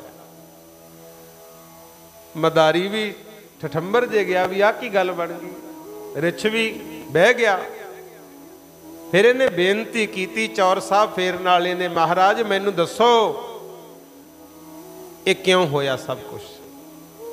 सारी संगत भी चुप। फिर गुरु गोबिंद सिंह महाराज ने अपने मूहों आ कथा सुनाई सी जिहड़ी हुण तुहानूं सुणाउण लग्या। पातशाह कहंदे कीर्तिया तेरे पिता जी गुरु घर दे सेवक सीगे, सारी जिंदगी सेवा कीती, ਦੇਗ ਦੀ ਸੇਵਾ ਸੀ, ਦੇਗ ਬਣਾਉਣੀ ਤੇ ਵਰਤਾਉਣੀ। ਛਕਦੇ ਛਕਾਉਂਦੇ ਵੀ ਗੁਰੂ ਘਰ ਚੋਂ ਹੀ ਸੀ, ਪਰ ਉਹਨਾਂ ਦੀ ਜ਼ੁਬਾਨ ਤੇ ਕੰਟਰੋਲ ਨਹੀਂ ਸੀ। ਆਖੋ ਸਤਨਾਮ ਸ੍ਰੀ ਵਾਹਿਗੁਰੂ। ਜਿਹੜੀ ਜ਼ੁਬਾਨ ਹੈ ਨਾ ਗੁਰਮੁਖੋ, ਇਹਦੇ ਵਿੱਚ ਹੱਡੀ ਤਾਂ ਹੈ ਨਹੀਂ, ਪਰ ਜੇ ਇਹ ਮਾੜਾ ਬੋਲਣ ਲੱਗ ਜੇ ਹੱਡੀਆਂ ਤੜਾ ਜ਼ਰੂਰ ਦਿੰਦੀ। ਜਿਹੜੇ ਕੰਨ ਨੇ ਇਹ ਤਾਂ ਇਕੱਲਾ ਸੁਣ ਸਕਦੇ ਆ ਨਾ ਇਹ ਦੇਖ ਸਕਣ, ਨਾ ਇਹ ਗੋਰਾ ਕਾਲਾ ਦੱਸ ਸਕਣ। ਅੱਖਾਂ ਦੋ ਕੰਮ ਕਰਦੀਆਂ, ਦੇਖ ਕੇ ਸਾਨੂੰ ਗਿਆਨ ਕਰਾਉਂਦੀਆਂ ਤੇ ਇਸ਼ਾਰਿਆਂ 'ਚ ਬਹੁਤ ਕੁਝ ਕਹਿ ਵੀ ਜਾਂਦੀਆਂ। ਜਿਹੜਾ ਨੱਕ ਹੈ ਸਾਡਾ, ਇਹ ਇਕੱਲਾ ਸੁੰਘ ਸਕਦਾ ਹੈ, ਬਾਕੀ ਨਹੀਂ ਕੁਝ ਕਰਦਾ। ਪਰ ਜਿਹੜੀ ਜ਼ੁਬਾਨ ਹੈ ਇਹਦੇ ਖਾਸੇ ਕਾਰੇ ਹੈ ਗੁਰੂ। ਜੇ ਤਾਂ ਲੱਗ ਜੇ ਨਿੰਦਿਆ ਕਰਨ, ਫਿਰ ਤਾਂ ਲੈ ਜੂ ਨਰਕਾਂ ਨੂੰ। ਮਾੜਾ ਬੋਲਣ ਲੱਗ ਜੇ ਡਾਂਗਾ ਹੀ ਪਵਾਉਂਦੀ ਹੈ ਗੁਰਮੁਖੋ। ਜੇ ਇਹ ਜ਼ੁਬਾਨ ਭਜਨ ਕਰਨ ਲੱਗ ਜੇ, ਫਿਰ ਗੁਰਮੁਖੋ ਸੱਚਖੰਡ ਵੀ ਲੈ ਜਾਂਦੀ ਹੈ। ਆਖੋ ਸਤਨਾਮ। ਦੋਨੇ ਹੀ ਗੱਲਾਂ ਲਿਖੀਆਂ, ਕਹਿੰਦੇ ਨਾਮ ਜਪਤ ਗੋਬਿੰਦ ਕਾ ਸੂਚੀ ਭਈ ਰਸਨਾ। ਭਜਨ ਕਰਨਾ ਸੁੱਚੀ ਹੁੰਦੀ ਹੈ, ਤੇ ਇਹ ਝੂਠੀ ਬਹੁਤ ਹੈ। ਗੋਡੇ ਨੂੰ ਹੱਥ ਲੱਗ ਜੇ ਕਦੇ ਨਹੀਂ ਕਹਿੰਦੇ ਝੂਠਾ ਹੋ ਗਿਆ, ਨੱਕ ਨੂੰ ਹੱਥ ਲੱਗ ਜੇ, ਕੰਨ ਨੂੰ ਲੱਗ ਜੇ ਕਦੇ ਨਹੀਂ ਨਾ ਕਹਿੰਦੇ। ਮਾੜਾ ਜਿਹਾ ਜੀਭ ਨੂੰ ਲੱਗ ਜੇ ਕਹਿੰਦੇ ਆ ਝੂਠਾ ਹੋ ਗਿਆ, ਹੱਥ ਧੋ ਲਓ। ਝੂਠੀ ਹੈ ਇਹ। ਜੇ ਲੱਗ ਜੇ ਨਿੰਦਿਆ ਕਰਨ, ਮਹਾਰਾਜ ਕਹਿੰਦੇ ਰਸਨਾ ਜਪੈ ਨਾ ਨਾਮ, ਤਿਲ ਤਿਲ ਕਰ ਕੱਟੀ ਹੈ। ਜੇ ਨਾਮ ਜਪਣਾ ਭੁੱਲ ਜੇ ਇਹ ਦਿੱਤੀ ਤਾਂ ਨਾਮ ਜਪਣ ਨੂੰ ਹੈ। ਆਨੰਦ ਸਾਹਿਬ ਵਿੱਚ ਆਪਾਂ ਨੂੰ ਰੋਜ਼ ਸਮਝਾਉਂਦੇ ਆ, ਇਹ ਰਸਨਾ ਤੂੰ ਅਨਰਸ ਰਾਚ ਰਹੀ, ਤੇਰੀ ਪਿਆਸ ਨਾ ਜਾਏ। ਦਿੱਤੀ ਤਾਂ ਨਾਮ ਜਪਣ ਨੂੰ, ਪਰ ਨਿੰਦਿਆ 'ਚ ਵੀ ਲੱਗੀ ਪਈ ਹੈ ਗੁਰੂ। ਕਈ ਕਾਰਨ ਹੈ ਜ਼ੁਬਾਨ ਦੇ, ਇਹਨੂੰ ਬਹੁਤ ਕੰਟਰੋਲ ਰੱਖਣਾ ਚਾਹੀਦਾ। ਤੇ ਜ਼ਿਆਦਾਤਰ ਜਿਹੜਾ ਘਰਾਂ 'ਚ ਕਲੇਸ਼ ਹੈ ਨਾ ਗੁਰਮੁਖੋ, ਇਹ ਸਾਡੀ ਜ਼ੁਬਾਨ ਕਰਕੇ ਹੀ ਆ। ਆਖੋ ਸਤਨਾਮ। ਕੈਰੋ ਪਾਂਡਵਾਂ ਦਾ ਯੁੱਧ ਹੋਇਆ ਬਹੁਤ ਵੱਡਾ, ਉਹ ਦ੍ਰੋਪਦੀ ਦੀ ਇੱਕ ਜ਼ੁਬਾਨ ਕਰਕੇ ਹੀ ਹੋਇਆ ਸੀ। ਉਹਨੇ ਦੁਰਯੋਧਨ ਨੂੰ ਕਹਿਤਾ ਸੀ ਵੀ ਅੰਨੇ ਦਾ ਅੰਨਾ ਹੀ ਰਹਿ ਗਿਆ ਨਾ, ਉਹ ਗੁੱਸਾ ਕਰ ਗਿਆ ਗੁਰਮੁਖੋ। ਤੇ ਆਪਾਂ ਵੀ ਜਦੋਂ ਬੋਲਣਾ ਹੈ, ਮਹਾਰਾਜ ਤਾਂ ਕਹਿੰਦੇ ਬੋਲੀ ਹੈ ਸੱਚ ਧਰਮ, ਝੂਠ ਨਾ ਬੋਲੀ, ਝੂਠ ਨਾ ਬੋਲ। ਤੇ ਦੂਜਾ ਵੀ ਲਿਖਤਾ, ਨਾਨਕ ਫਿੱਕਾ ਬੋਲਿਆ ਤਨ ਮਨ ਫਿੱਕਾ ਹੋਏ। ਕਹਿੰਦੇ ਜਿਹੜੀ ਗੱਲ 'ਚ ਕੋਈ ਰਾਸੀ ਹੈ ਨਹੀਂ, ਉਹ ਵੀ ਬੋਲਿਆ ਹੀ ਨਾ ਕਰ। ਕੋਈ ਨਹੀਂ, ਦੁੱਖ ਸੁੱਖ ਚੰਗਾ ਮਾੜਾ ਸਮਾਂ ਲੰਘ ਜਾਊਗਾ, ਬੋਲਿਆ ਕਰ ਜ਼ੁਬਾਨ ਤੋਂ, ਚੰਗਾ ਬੋਲਿਆ ਕਰ। ਕਲਗੀਧਰ ਪਾਤਸ਼ਾਹ ਕਹਿੰਦੇ ਕੀਰਤੀਆ ਤੇਰਾ ਪਿਤਾ ਸੇਵਕ ਜ਼ਰੂਰ ਸੀ ਗੁਰੂ ਘਰ ਦਾ, ਪਰ ਬੋਲਦਾ ਬਹੁਤ ਭੈੜਾ ਸੀ। ਇੱਕ ਵਾਰੀ ਕੀ ਹੋਇਆ, ਸਤਸੰਗ ਹੋਇਆ, ਕਥਾ ਕੀਰਤਨ ਦੀ ਸਮਾਪਤੀ ਹੋ ਗਈ। ਤੇਰੇ ਪਿਤਾ ਨੇ ਦੇਗ ਵਰਤਾਉਣੀ ਸ਼ੁਰੂ ਕਰ ਦਿੱਤੀ। ਭਾਈਆਂ ਵਾਲੇ ਪਾਸੇ ਦੇਗ ਵਰਤਾਈ ਜਾਂਦੇ ਸੀ। ਉਧਰੋਂ ਇੱਕ ਜ਼ਿਮੀਂਦਾਰ ਗੱਡਾ ਭਰਿਆ ਹੋਇਆ ਜਿਣਸ ਦਾ ਲਈ ਜਾਂਦਾ ਸੀ। ਉਹ ਸ਼ਰਧਾ ਰੱਖਦਾ ਸੀ ਗੁਰੂ ਘਰ ਤੇ ਮਨ ਵਿੱਚ ਖਿਆਲ ਆ ਗਿਆ ਵੀ ਦੇਗ ਵਰਤਦੀ ਹੈ, ਮੈਂ ਗੁਰੂ ਜੀ ਦਾ ਸੀਤ ਪ੍ਰਸਾਦ ਲੈ ਲਾਂ ਭੱਜ ਕੇ। ਤੇ ਤੁਰੇ ਜਾਂਦੇ ਸੀ ਗੱਡੇ। ਜਦੋਂ ਭੱਜ ਕੇ ਆਇਆ, ਹੁਣ ਗੱਡਿਆਂ ਦੇ ਪਿੱਛੇ ਪਿੱਛੇ ਜਾਂਦਾ ਸੀ, ਉੱਤੇ ਮਿੱਟੀ ਘੱਟਾ ਵੀ ਪਿਆ ਹੋਇਆ। ਬਾਕੀ ਖੇਤਾਂ ਦੇ ਵਿੱਚ ਜਦੋਂ ਕੰਮ ਕਰਦੇ ਤੁਹਾਨੂੰ ਪਤਾ ਹੀ ਆ, ਉੱਥੇ ਕਿਹੜਾ ਟੌਰ ਕੱਢ ਕੇ ਜਾਈਦਾ ਗੁਰੂ। ਉਵੇਂ ਲਿਬੜਿਆ ਤਿਬੜਿਆ ਭੱਜ ਕੇ ਆਇਆ, ਆ ਕੇ ਕਹਿੰਦਾ ਗੁਰੂ ਕਿਆ ਸਿੱਖਾ, ਪਹਿਲਾਂ ਮੈਨੂੰ ਦੇਈਂ ਦੇਗ, ਮੈਂ ਜਾਣਾ ਹੈ। ਸਿੱਧੀ ਬੋਲੀ। ਤੇਰੇ ਪਿਤਾ ਨੇ ਦੇਖਿਆ ਵੀ ਮਿੱਟੀ ਘੱਟੇ ਦਾ ਲਿਬੜਿਆ, ਉਹਨੂੰ ਕਹਿੰਦਾ ਟਿਕ ਕੇ ਬਹਿ ਜਾ, ਐ ਨਹੀਂ ਮਿਲਦੀ। ਆ ਜਿਹੜੇ ਪਹਿਲਾਂ ਦੇ ਬੈਠੇ ਆ 2 ਘੰਟਿਆਂ ਦੇ, ਇਹਨਾਂ ਨੂੰ ਪਹਿਲਾਂ ਦੇਉ ਤੈਨੂੰ ਫੇਰ ਦੇਉ। ਕਹਿੰਦਾ ਚਲੋ ਕਈਆਂ ਦੀ ਮਜਬੂਰੀ ਵੀ ਹੁੰਦੀ ਆ ਗੁਰਮੁਖੋ, ਵਕਤ ਵਿਚਾਰਨਾ ਚਾਹੀਦਾ ਨਾ। ਪਾਤਸ਼ਾਹ ਕਹਿੰਦੇ ਨੇ ਕੁਦਰਤ ਕਰਕੇ ਵਸਿਆ ਸੋਏ, ਵਕਤ ਵਿਚਾਰੇ ਸੋ ਬੰਦਾ ਹੋਏ। ਬੰਦਾ ਉਹੀ ਹੈ ਜਿਹੜਾ ਵਕਤ ਵਿਚਾਰ ਲੇ। ਇਹ ਤਾਂ ਜਿੱਦ ਕਰ ਗਿਆ, ਕਹਿੰਦਾ ਮੈਂ ਨਹੀਂ ਦੇਣੀ। ਉਹ ਜ਼ਿਮੀਂਦਾਰ ਨੇ ਹੱਥ ਬੰਨ ਕੇ ਕਿਹਾ, ਕਹਿੰਦਾ ਗੁਰੂ ਦਾ ਘਰ ਹੈ, ਮੇਰੀ ਮਜਬੂਰੀ ਹੈ, ਮੇਰੇ ਗੱਡੇ ਲੰਘੇ ਗਾਹਾਂ,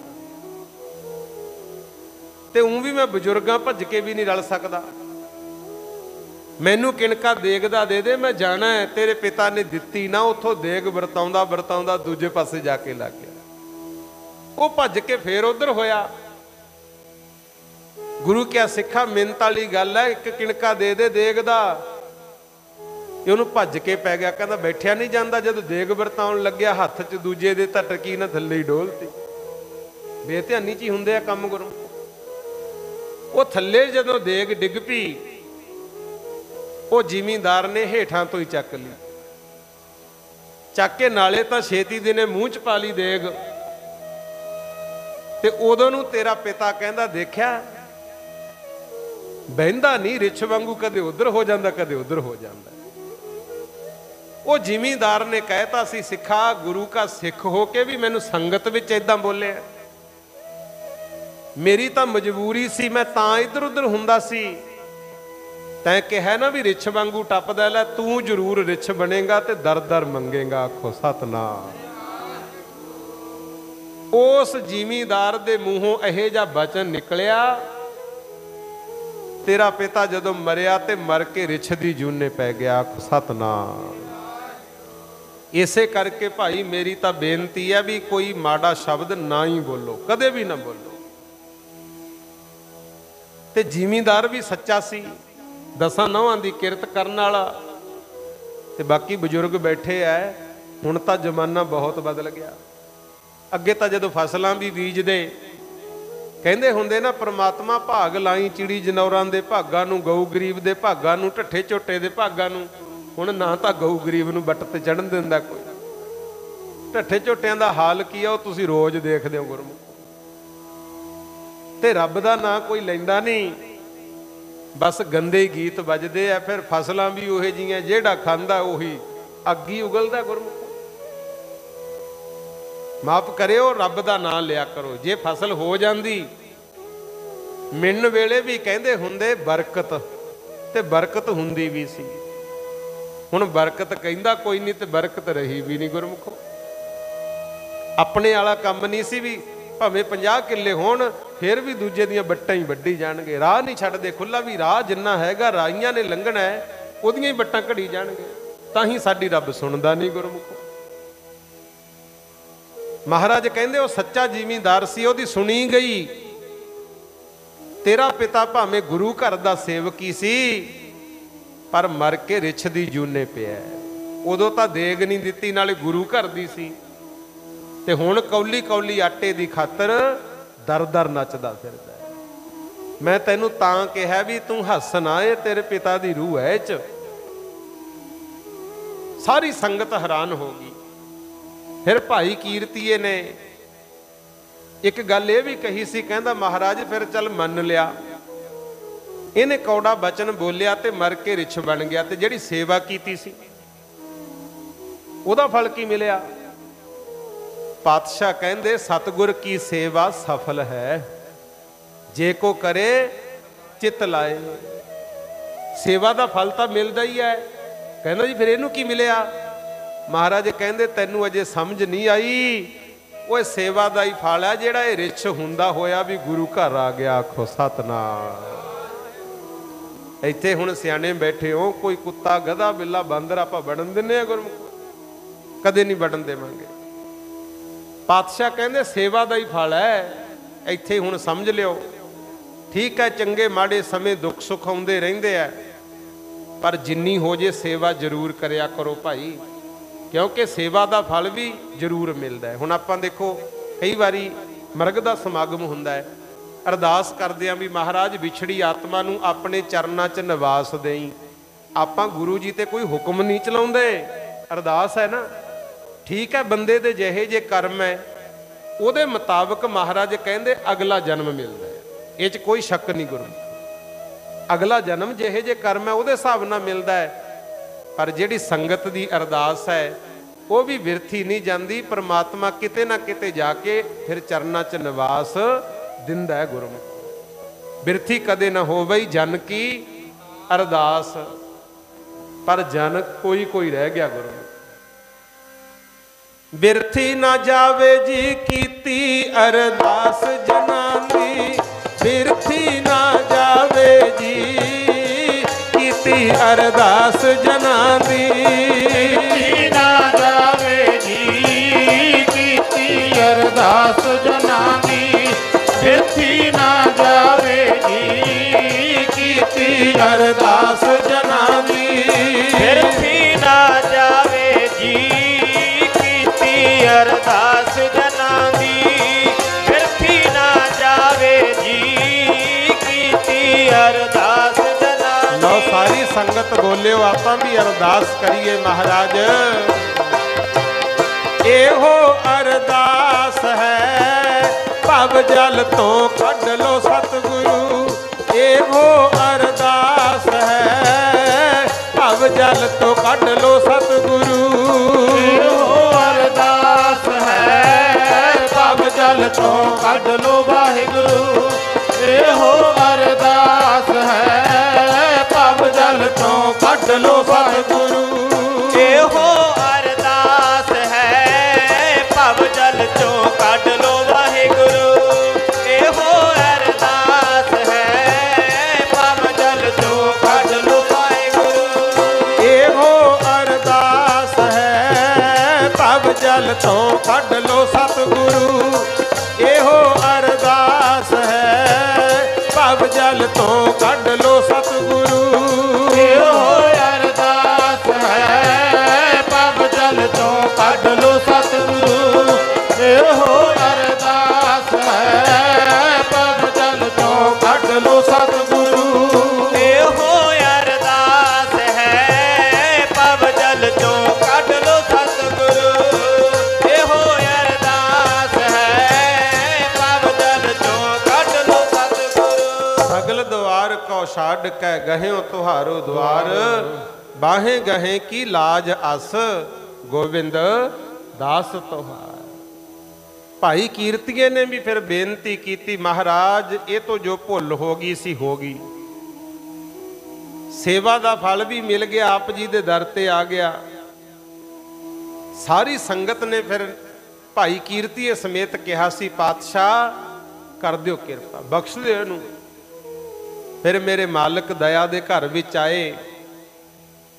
ਜਿਹੜਾ ਉਹ ਕਲੰਦਰ ਸੀ ਨਾ ਮਦਾਰੀ, ਉਹਨੂੰ ਕਹਿੰਦੇ ਵੀ ਦੱਸ ਕਿੰਨੇ ਪੈਸੇ ਲੈਣੇ ਆ। ਉਹ ਕਹਿੰਦਾ ਜੀ ਮੇਰੀ ਤਾਂ ਰੋਜੀ ਰੋਟੀ ਇਹਦੇ ਸਿਰ ਤੇ ਚੱਲਦੀ ਹੈ, ਪੈਸੇ ਦਿਓਗੇ ਮੈਂ ਤਾਂ 2-4 ਦਿਨਾਂ 'ਚ ਖਰਚ ਲੂੰਗਾ। ਇਹਨੂੰ ਮਸਾਂ ਨੱਚਣਾ ਸਿਖਾਇਆ, ਮਸਾਂ ਕਾਬੂ ਕੀਤਾ ਸੀ, ਮੈਂ ਵੇਚਣਾ ਨਹੀਂ ਹੈਗਾ। ਮਹਾਰਾਜ ਕਹਿੰਦੇ ਇਹ ਪਿਛਲੇ ਜਨਮ ਦਾ ਸਾਡਾ ਸਿੱਖ ਹੈ, ਸਾਨੂੰ ਕੋਈ ਚਾਹ ਨਹੀਂ। ਅਸੀਂ ਜੇ ਸ਼ਿਕਾਰ ਵੀ ਖੇਡਦੇ ਆ ਨਾ, ਜਿਹੜੇ ਸਿੱਖ ਪਿਛਲੀਆਂ ਗਲਤੀਆਂ ਕਾਰਨ ਬਿੰਗੀਆਂ ਟੇਢੀਆਂ ਜੂਨਾਂ 'ਚ ਭਟਕਦੇ ਫਿਰਦੇ ਆ, ਮਹਾਰਾਜ ਕਹਿੰਦੇ ਅਸੀਂ ਤਾਂ ਉਹਨਾਂ ਦਾ ਉਧਾਰ ਕਰਦੇ ਆ। ਜਿਵੇਂ ਹਜੂਰ ਸਾਹਿਬ ਜਾਂਦੇ ਹੋ, ਉੱਥੇ ਗੁਰਦੁਆਰਾ ਬਣਿਆ ਨਾ, ਗੁਰਦੁਆਰਾ ਸ਼ਿਕਾਰ ਘਾਟ ਸਾਹਿਬ, ਸ਼ਾਹੇ ਨੂੰ ਮਾਰਿਆ ਸੀ। ਉਹ ਵੀ ਗੁਰੂ ਨਾਨਕ ਵੇਲੇ ਸਿਆਲਕੋਟ ਦਾ ਰਹਿਣ ਵਾਲਾ ਇੱਕ ਸੇਵਕ ਸੀ, ਗੁਰੂ ਨਾਨਕ ਦਾ ਭਾਈ ਮੂਲਾ। ਬਾਣੀਆਂ ਸੀ ਇਹ ਗੁਰੂ, ਜਿਹੜਾ ਬਚਨ ਆਉਂਦਾ ਨਾ, ਨਾਲ ਕਰਾੜਾਂ ਦੋਸਤੀ ਕੂੜਾ ਕੂੜੀ ਪਾਏ, ਇਹ ਤਾਂ ਲਿਖਿਆ ਸੀ। ਗੁਰੂ ਮਹਾਰਾਜ ਦਾ ਸੇਵਕ ਤਾਂ ਸੀ ਉਹ ਪੂਰਾ, ਪਰ ਜਦੋਂ ਗੁਰੂ ਜੀ ਬੁਲਾਉਣ ਗਏ ਉਦੋਂ ਬਾਹਰ ਨਹੀਂ ਨਿਕਲਿਆ। ਤੇ ਘਰ ਵਾਲੀ ਗੁਰੂ ਨਾਨਕ ਦੇ ਗਲ ਪੈ ਗਈ, ਕਹਿੰਦੀ ਵਾਰੀ ਵਾਰੀ ਆਈ ਜਾਂਦੇ ਹੋ, ਜਦੋਂ ਤੁਹਾਨੂੰ ਕਹਿ ਤਾ ਵੀ ਘਰੇ ਹੈ ਨਹੀਂ ਉਹ। ਮਹਾਰਾਜ ਕਹਿੰਦੇ ਇਹਦੇ ਕਰਕੇ ਆ ਕੇ ਆਪਦੀ ਵੀ ਬੇਇੱਜ਼ਤੀ ਕਰਾ ਲਈ। ਨਾਲ ਕਰਾਣਾ ਦੋਸਤੀ ਕੂੜਾ ਕੂੜੀ ਪਾਏ, ਮਰਨ ਨਾ ਜਾਪੈ ਮੂਲਿਆ ਕਿਹਾ ਸੀ। ਕਹਿੰਦੇ ਮੂਲਿਆ ਤੈਨੂੰ ਮੌਤ ਯਾਦ ਨਹੀਂ ਆਈ, ਆਵੇ ਕਿਤੇ ਥਾਏ, ਅੰਦਰ ਲੁਕਿਆ ਬੈਠਾ ਹੈ। ਅਸੀਂ ਤਾਂ ਤੈਨੂੰ ਬਚਾਉਣਾ ਚਾਹੁੰਦੇ ਸੀ, ਪਰ ਮੌਤ ਆਈ, ਸੱਪ ਲੜ ਕੇ ਮਰ ਗਿਆ ਸੀ ਗੁਰੂ। ਫਿਰ ਸੰਗਤਾਂ ਨੇ ਬੇਨਤੀ ਕੀਤੀ, ਮਹਾਰਾਜ ਬਖਸ਼ ਦਿਓ। ਤਾਂ ਮਹਾਰਾਜ ਗੁਰੂ ਨਾਨਕ ਪਾਤਸ਼ਾਹ ਨੇ ਕਿਹਾ ਸੀ ਇਹਨੂੰ 10ਵੇਂ ਜਾਮੇ 'ਚ ਬਖਸ਼ਾਂਗੇ। ਫਿਰ ਤਾਂ ਉੱਥੇ ਜਾ ਕੇ ਜਿੱਥੇ ਸ਼ਿਕਾਰ ਘਾਟ ਗੁਰੂ ਘਰ ਬਣਿਆ ਨੰਦੇੜ ਹਜੂਰ ਸਾਹਿਬ, ਉਹ ਉਸ ਮੁੱਲਾ ਹੀ ਸੀ ਜਿਹੜਾ ਸ਼ਾਹੇ ਦੀ ਜੂਨ 'ਚ ਪਿਆ, ਤੇ ਉਹਦਾ ਮਹਾਰਾਜ ਨੇ ਉਧਾਰ ਕੀਤਾ ਸੀ ਗੁਰੂ। ਏਡੇ ਮਹਾਨ ਆਪਣੇ ਸਤਿਗੁਰ ਕਿਵੇਂ ਦਰ ਛੱਡ ਦਈਏ ਭਾਈ। ਦੁੱਖ ਸੁੱਖ ਵਿੱਚ ਕਰਿਆ ਕਰੋ ਅਰਦਾਸ, ਸਾਰੇ ਮਾਲਕ ਸੁਣਦਾ ਹੈ। ਹੁਣ ਗੁਰੂ ਗੋਬਿੰਦ ਸਿੰਘ ਮਹਾਰਾਜ ਕਹਿੰਦੇ ਮਦਾਰੀ ਆ ਪੈਸੇ ਦੱਸ ਕਿੰਨੇ ਲੈਣੇ ਆ। ਫਿਰ ਉਹਨੇ ਉਸ ਵੇਲੇ 100 ਰੁਪਇਆ ਮੰਗਿਆ ਗੁਰੂ। ਤੇ ਉਦੋਂ ਤੁਹਾਨੂੰ ਪਤਾ ਹੈ ਬਜ਼ੁਰਗ ਤਾਂ ਬੈਠੇ ਐ 100 ਦਾ ਨੋਟ ਪਿੰਡ 'ਚ ਕਿਸੇ ਕੋਲ ਹੀ ਹੁੰਦਾ ਸੀ, ਤੇ ਜਿਹਦੇ ਕੋਲੇ 100 ਰੁਪਈਆ ਹੁੰਦਾ ਇਹ ਮੰਨਦੇ ਵੀ ਇਹ ਤਾਂ ਬਹੁਤ ਅਮੀਰ ਹੈ। 100 ਰੁਪਈਆ ਦੇ ਕੇ ਗੁਰੂ ਜੀ ਨੇ ਉਹ ਰਿਛ ਫਿਰ ਮੁੱਲ ਖਰੀਦਿਆ। ਫਿਰ ਸਾਰੀ ਸੰਗਤ ਨੇ ਕੀਤੀ ਅਰਦਾਸ, ਕੜਾ ਪ੍ਰਸ਼ਾਦ ਦੀ ਖੁੱਲੀ ਦੇਗ ਤਿਆਰ ਕੀਤੀ, ਤੇ ਜਦੋਂ ਕਿਣਕਾ ਰਿਛ ਦੇ ਮੂਹਰੇ ਧਰਿਆ ਉਹਨੇ ਦੇਗ ਛਕੀ, ਨਾਲ ਦੀ ਨਾਲ ਹੀ ਸਰੀਰ ਛੱਡ ਗਿਆ। ਆਖੋ ਸਤਨਾਮ ਸ੍ਰੀ ਵਾਹਿਗੁਰੂ। ਮੇਰੇ ਸਤਿਗੁਰੂ ਕਲਗੀਧਰ ਪਾਤਸ਼ਾਹ ਉਹਨਾਂ ਨੇ ਫਿਰ ਮੁਕਤੀ ਕੀਤੀ। ਗੁਰੂ ਸਾਰੀ ਸੰਗਤ ਨੇ ਅਰਦਾਸ ਕੀਤੀ, ਭਜਨ ਪਾਠ ਕਥਾ ਕੀਰਤਨ ਵੀ ਹੋਇਆ। ਇਹ ਹੈ ਗੁਰਮੁਖ ਪਿਆਰਿਓ ਸੇਵਾ ਦਾ ਫਲ, ਤੇ ਸੇਵਾ ਸਿਮਰਨ ਜ਼ਰੂਰ ਕਰਦੇ ਰਹਿਣਾ ਚਾਹੀਦਾ ਹੈ। ਇਸੇ ਕਰਕੇ ਵਾਰੀ ਵਾਰੀ ਬੇਨਤੀਆਂ ਕਰੀਦੀਆਂ ਪਿਆਰਿਆ, ਕੋਈ ਬੀਜ ਲੈ ਧਰਮ ਵਾਲੀ ਕਿਆਰੀ, ਦਰਗਾਹ 'ਚ ਕੰਮ ਆਊਗੀ। ਕੋਈ ਬੀਜ ਲੈ ਧਰਮ ਵਾਲੀ ਕਿਆਰੀ, ਦਰਗਾਹ 'ਚ ਕੰਮ ਆਊਗੀ। ਕੋਈ ਬੀਜ ਲੈ ਧਰਮ ਵਾਲੀ ਕਿਆਰੀ, ਦਰਗਾਹ 'ਚ ਕੰਮ ਆਊਗੀ। ਕੋਈ ਬੀਜ ਲੈ ਧਰਮ ਵਾਲੀ ਕਿਆਰੀ, ਦਰਗਾਹ 'ਚ ਕੰਮ ਆਊਗੀ। ਕੋਈ ਬੀਜ ਲੈ ਧਰਮ ਵਾਲੀ ਕਿਆਰੀ, ਦਰਗਾਹ 'ਚ ਕੰਮ ਆਊਗੀ। ਕੋਈ ਬੀਜ ਲੈ ਧਰਮ ਵਾਲੀ ਕਿਆਰੀ, ਦਰਗਾਹ 'ਚ ਕੰਮ ਆਊਗੀ। ਕੋਈ ਬੀਜ ਲੈ ਉੱਥੇ ਨਾਮ ਨੇ ਸਹਾਇਤਾ ਕਰਨੀ, ਉੱਥੇ ਨਾਮ ਨੇ ਸਹਾਇਤਾ ਕਰਨੀ। ਜਿੱਥੇ ਨਾ ਕੋਈ ਮਾਤ ਪਿਤਾ, ਉੱਥੇ ਨਾਮ ਨੇ ਸਹਾਇਤਾ ਕਰਨੀ ਜੀ। ਉੱਥੇ ਨਾਮ ਨੇ ਸਹਾਇਤਾ ਕਰਨੀ। ਜਿੱਥੇ ਨਾ ਕੋਈ ਮਾਤ ਪਿਤਾ, ਉੱਥੇ ਨਾਮ ਨੇ ਸਹਾਇਤਾ ਕਰਨੀ ਜੀ। ਉੱਥੇ ਨਾਮ ਨੇ ਸਹਾਇਤਾ ਕਰਨੀ। ਜਿੱਥੇ ਨਾ ਕੋਈ ਮਾਤ ਪਿਤਾ, ਉੱਥੇ ਨਾਮ ਨੇ ਪੱਲੇ ਬੰਨ ਦਰਗਾਹੀ ਖਰਚਾ, ਪੱਲੇ ਬੰਨ ਲੈ ਦਰਗਾਹੀ ਖਰਚਾ। ਬਾਟਾਂ ਨੇ ਦੂਰ ਦੀਆਂ ਪੱਲੇ ਬੰਨ ਲੈ ਦਰਗਾਹੀ ਖਰਚਾ। ਪੱਲੇ ਬੰਨ ਦਰਗਾਹੀ ਖਰਚਾ। ਬਾਟਾਂ ਨੇ ਦੂਰ ਦੀਆਂ ਪੱਲੇ ਬੰਨ ਦਰਗਾਹੀ ਖਰਚਾ ਜੀ। ਪੱਲੇ ਬੰਨ ਦਰਗਾਹੀ ਖਰਚਾ। ਬਾਟਾਂ ਨੇ ਦੂਰ ਦੀਆਂ ਪੱਲੇ ਬੰਨ ਦਰਗਾਹੀ ਖਰਚਾ ਗੁਰਮੁਖੋ ਜ਼ਰੂਰ ਪੱਲੇ ਬੰਨੇ। ਭਜਨ ਬੰਦਗੀ ਸੇਵਾ ਸਿਮਰਨ ਕਰੋ, ਜਿੱਡੀ ਵੱਡੀ ਮਰਜ਼ੀ ਵਿਪਤਾ ਆ ਜੇ ਆਪਣੇ ਗੁਰੂ ਦਾ ਦਰ ਨਹੀਂ ਛੱਡੀਦਾ। ਮਿਲ ਕੇ ਅਰਦਾਸ ਕਰੋ, ਮੇਰੇ ਮਾਲਕ ਸੇਵਕਾਂ ਦੀ ਅਰਦਾਸ ਜ਼ਰੂਰ ਸੁਣਦੇ ਆ। ਆਖੋ ਸਤਨਾਮ। ਸੋ ਲਓ, ਜੋ ਵਿਚਾਰ ਗੁਰੂ ਘਰ ਦੀ ਆਪਾਂ ਸਾਂਝੀ ਕੀਤੀ ਹੈ, ਇਹਨੂੰ ਰਲ ਮਿਲ ਕੇ ਆਪਣੇ ਹਿਰਦੇ 'ਚ ਵਸਾਇਓ ਭਾਈ। ਮੇਰੇ ਤੋਂ ਬੋਲਦਿਆਂ ਚੱਲਦਿਆਂ ਕੋਈ ਭੁੱਲ ਹੋ ਗਈ ਹੋਵੇ ਤਾਂ ਮੈਂ ਆਪ ਸੰਗਤਾਂ ਤੋਂ ਖਿਮਾ ਮੰਗਦਾ। ਸੰਸਾਰ ਦੇ ਭਲੇ ਵਾਸਤੇ ਜਿਹੜੀ ਕਿਰਤ ਕਮਾਈ ਕਰਦੇ ਹੋ, ਚੋਂ ਕੁਛ ਨਾ ਕੁਛ ਗੁਰਮੁਖੋ ਦਸਵੰਧ ਵੀ ਜ਼ਰੂਰ ਕੱਢਣਾ। ਸਵਾਸਾਂ ਦਾ ਵੀ 1 ਘੰਟੇ 'ਚ 1000 ਸਵਾਸ ਆਉਂਦਾ ਗੁਰਮੁਖ। 24 ਘੰਟਿਆਂ 'ਚ 24000, ਤਾਂ 2.5 ਘੰਟੇ ਆਪਣੇ ਗੁਰੂ ਦਾ ਹੁਕਮ ਹੈ ਵੀ ਭਜਨ 'ਚ ਜ਼ਰੂਰ ਲਾਇਆ ਕਰੋ। 5 ਬਾਣੀਆਂ ਦਾ ਨਿਤਨੇਮ ਸਵੇਰੇ ਕਰੋ, ਸ਼ਾਮ ਨੂੰ ਫੇਰ ਸੌਣ ਤੋਂ ਪਹਿਲਾਂ ਰਹਿਰਾਸ ਸਾਹਿਬ ਪੜ੍ਹੋ, ਕੀਰਤਨ ਸੋਹਿਲਾ ਪੜ੍ਹੋ, ਸਿਮਰਨ ਕਰਨਾ ਭਾਈ। ਜੇ ਸਿਮਰਨ ਕਰਦਿਆਂ ਨੀਂਦ ਆ ਜੇ, ਉਹ ਵੀ ਸਮਾਧੀ ਕੋਈ ਮੰਨੀ ਜਾਂਦੀ ਹੈ। ਆਖੋ ਸਤਨਾਮ। ਇਹ ਗੁਰੂ ਮਹਾਰਾਜ ਨੇ ਆਪਾਂ ਨੂੰ ਸਿੱਖਿਆ ਦਿੱਤੀ ਹੈ। ਕੇਸ ਦਾੜੀਆਂ ਜ਼ਰੂਰ ਰੱਖੋ, ਤੇ ਜਿਨ੍ਹਾਂ ਦੇ ਕੇਸ ਦਾੜੀ ਰੱਖੇ ਹੋਏ ਹੈ ਉਹ ਭਾਈ ਖੰਡੇ ਬਾਟੇ ਦਾ ਅੰਮ੍ਰਿਤ ਜ਼ਰੂਰ ਛਕੋ। ਕੋਈ ਹਿੰਦੂ ਹੈ, ਉਹ ਆਪਣੀ ਮਰਿਆਦਾ ਵਿੱਚ ਪ੍ਰਪੱਕ ਹੈ, ਚੰਗੀ ਗੱਲ ਹੈ। ਮੁਸਲਮਾਨ ਹੈ, ਉਹ ਆਪਣੇ ਧਰਮ 'ਚ ਪੱਕਾ, ਚੰਗੀ ਗੱਲ ਹੈ। ਤੇ ਜਿਹੜੇ ਸਿੱਖ ਪਰਿਵਾਰਾਂ ਵਿੱਚ ਸੰਬੰਧਿਤ ਹੋ ਨਾ ਗੁਰਮੁਖੋ, ਤਾਂ ਗੁਰੂ ਮਹਾਰਾਜ ਗੁਰੂ ਗੋਬਿੰਦ ਸਿੰਘ ਨੇ ਜੋ ਮਰਿਆਦਾ ਕਾਇਮ ਕੀਤੀ ਆਪਣੇ ਵਾਸਤੇ, ਉਸ ਮਾਨ ਮਰਿਆਦਾ ਵਿੱਚ ਆ ਜਾਓ। ਤਾਂ ਸਾਡਾ ਭਲਾ ਹੋਣਾ, ਤਾਂ ਸਾਨੂੰ ਮੁਕਤੀ ਮਿਲਣੀ ਹੈ। ਇਹੀ ਸੱਚੇ ਪਾਤਸ਼ਾਹ ਨੇ ਸਾਨੂੰ ਸਮਝਾਇਆ ਹੈ। ਜਿੰਨੀ ਵੀ ਸੰਗਤ ਆਈ ਹੈ ਦੂਰੋਂ ਨੇੜੋਂ ਚੱਲ ਕੇ, ਸਮੁੱਚੀ ਸੰਗਤ ਦਾ ਬਹੁਤ ਬਹੁਤ ਧੰਨਵਾਦ। ਮਹਾਰਾਜ ਦੀ ਕਿਰਪਾ ਦੇ ਨਾਲ ਆਪਾਂ ਗੁਰੂ ਚਰਨਾਂ ਵਿੱਚ ਬੈਠ ਕੇ ਕਥਾ ਕੀਰਤਨ ਦਾ ਆਨੰਦ ਮਾਣਿਆ। ਸੋ ਪਾਤਸ਼ਾਹ ਸਬਦਾਂ ਦੀ ਹਾਜ਼ਰੀ ਪ੍ਰਵਾਨ ਕਰੇ, ਸਭ ਦੇ ਘਰਾਂ ਵਿੱਚ ਸੁੱਖ ਸ਼ਾਂਤੀ ਆਵੇ, ਕਾਰੋਬਾਰਾਂ ਵਿੱਚ ਤਰੱਕੀਆਂ, ਬੱਚਿਆਂ ਨੂੰ ਵਿਦਿਆ ਦਾ ਦਾਨ, ਅੰਮ੍ਰਿਤ ਦੀ ਦਾਤ ਮਹਾਰਾਜ ਬਖਸ਼ਿਸ਼ ਕਰੇ। ਅੱਜ ਦਾ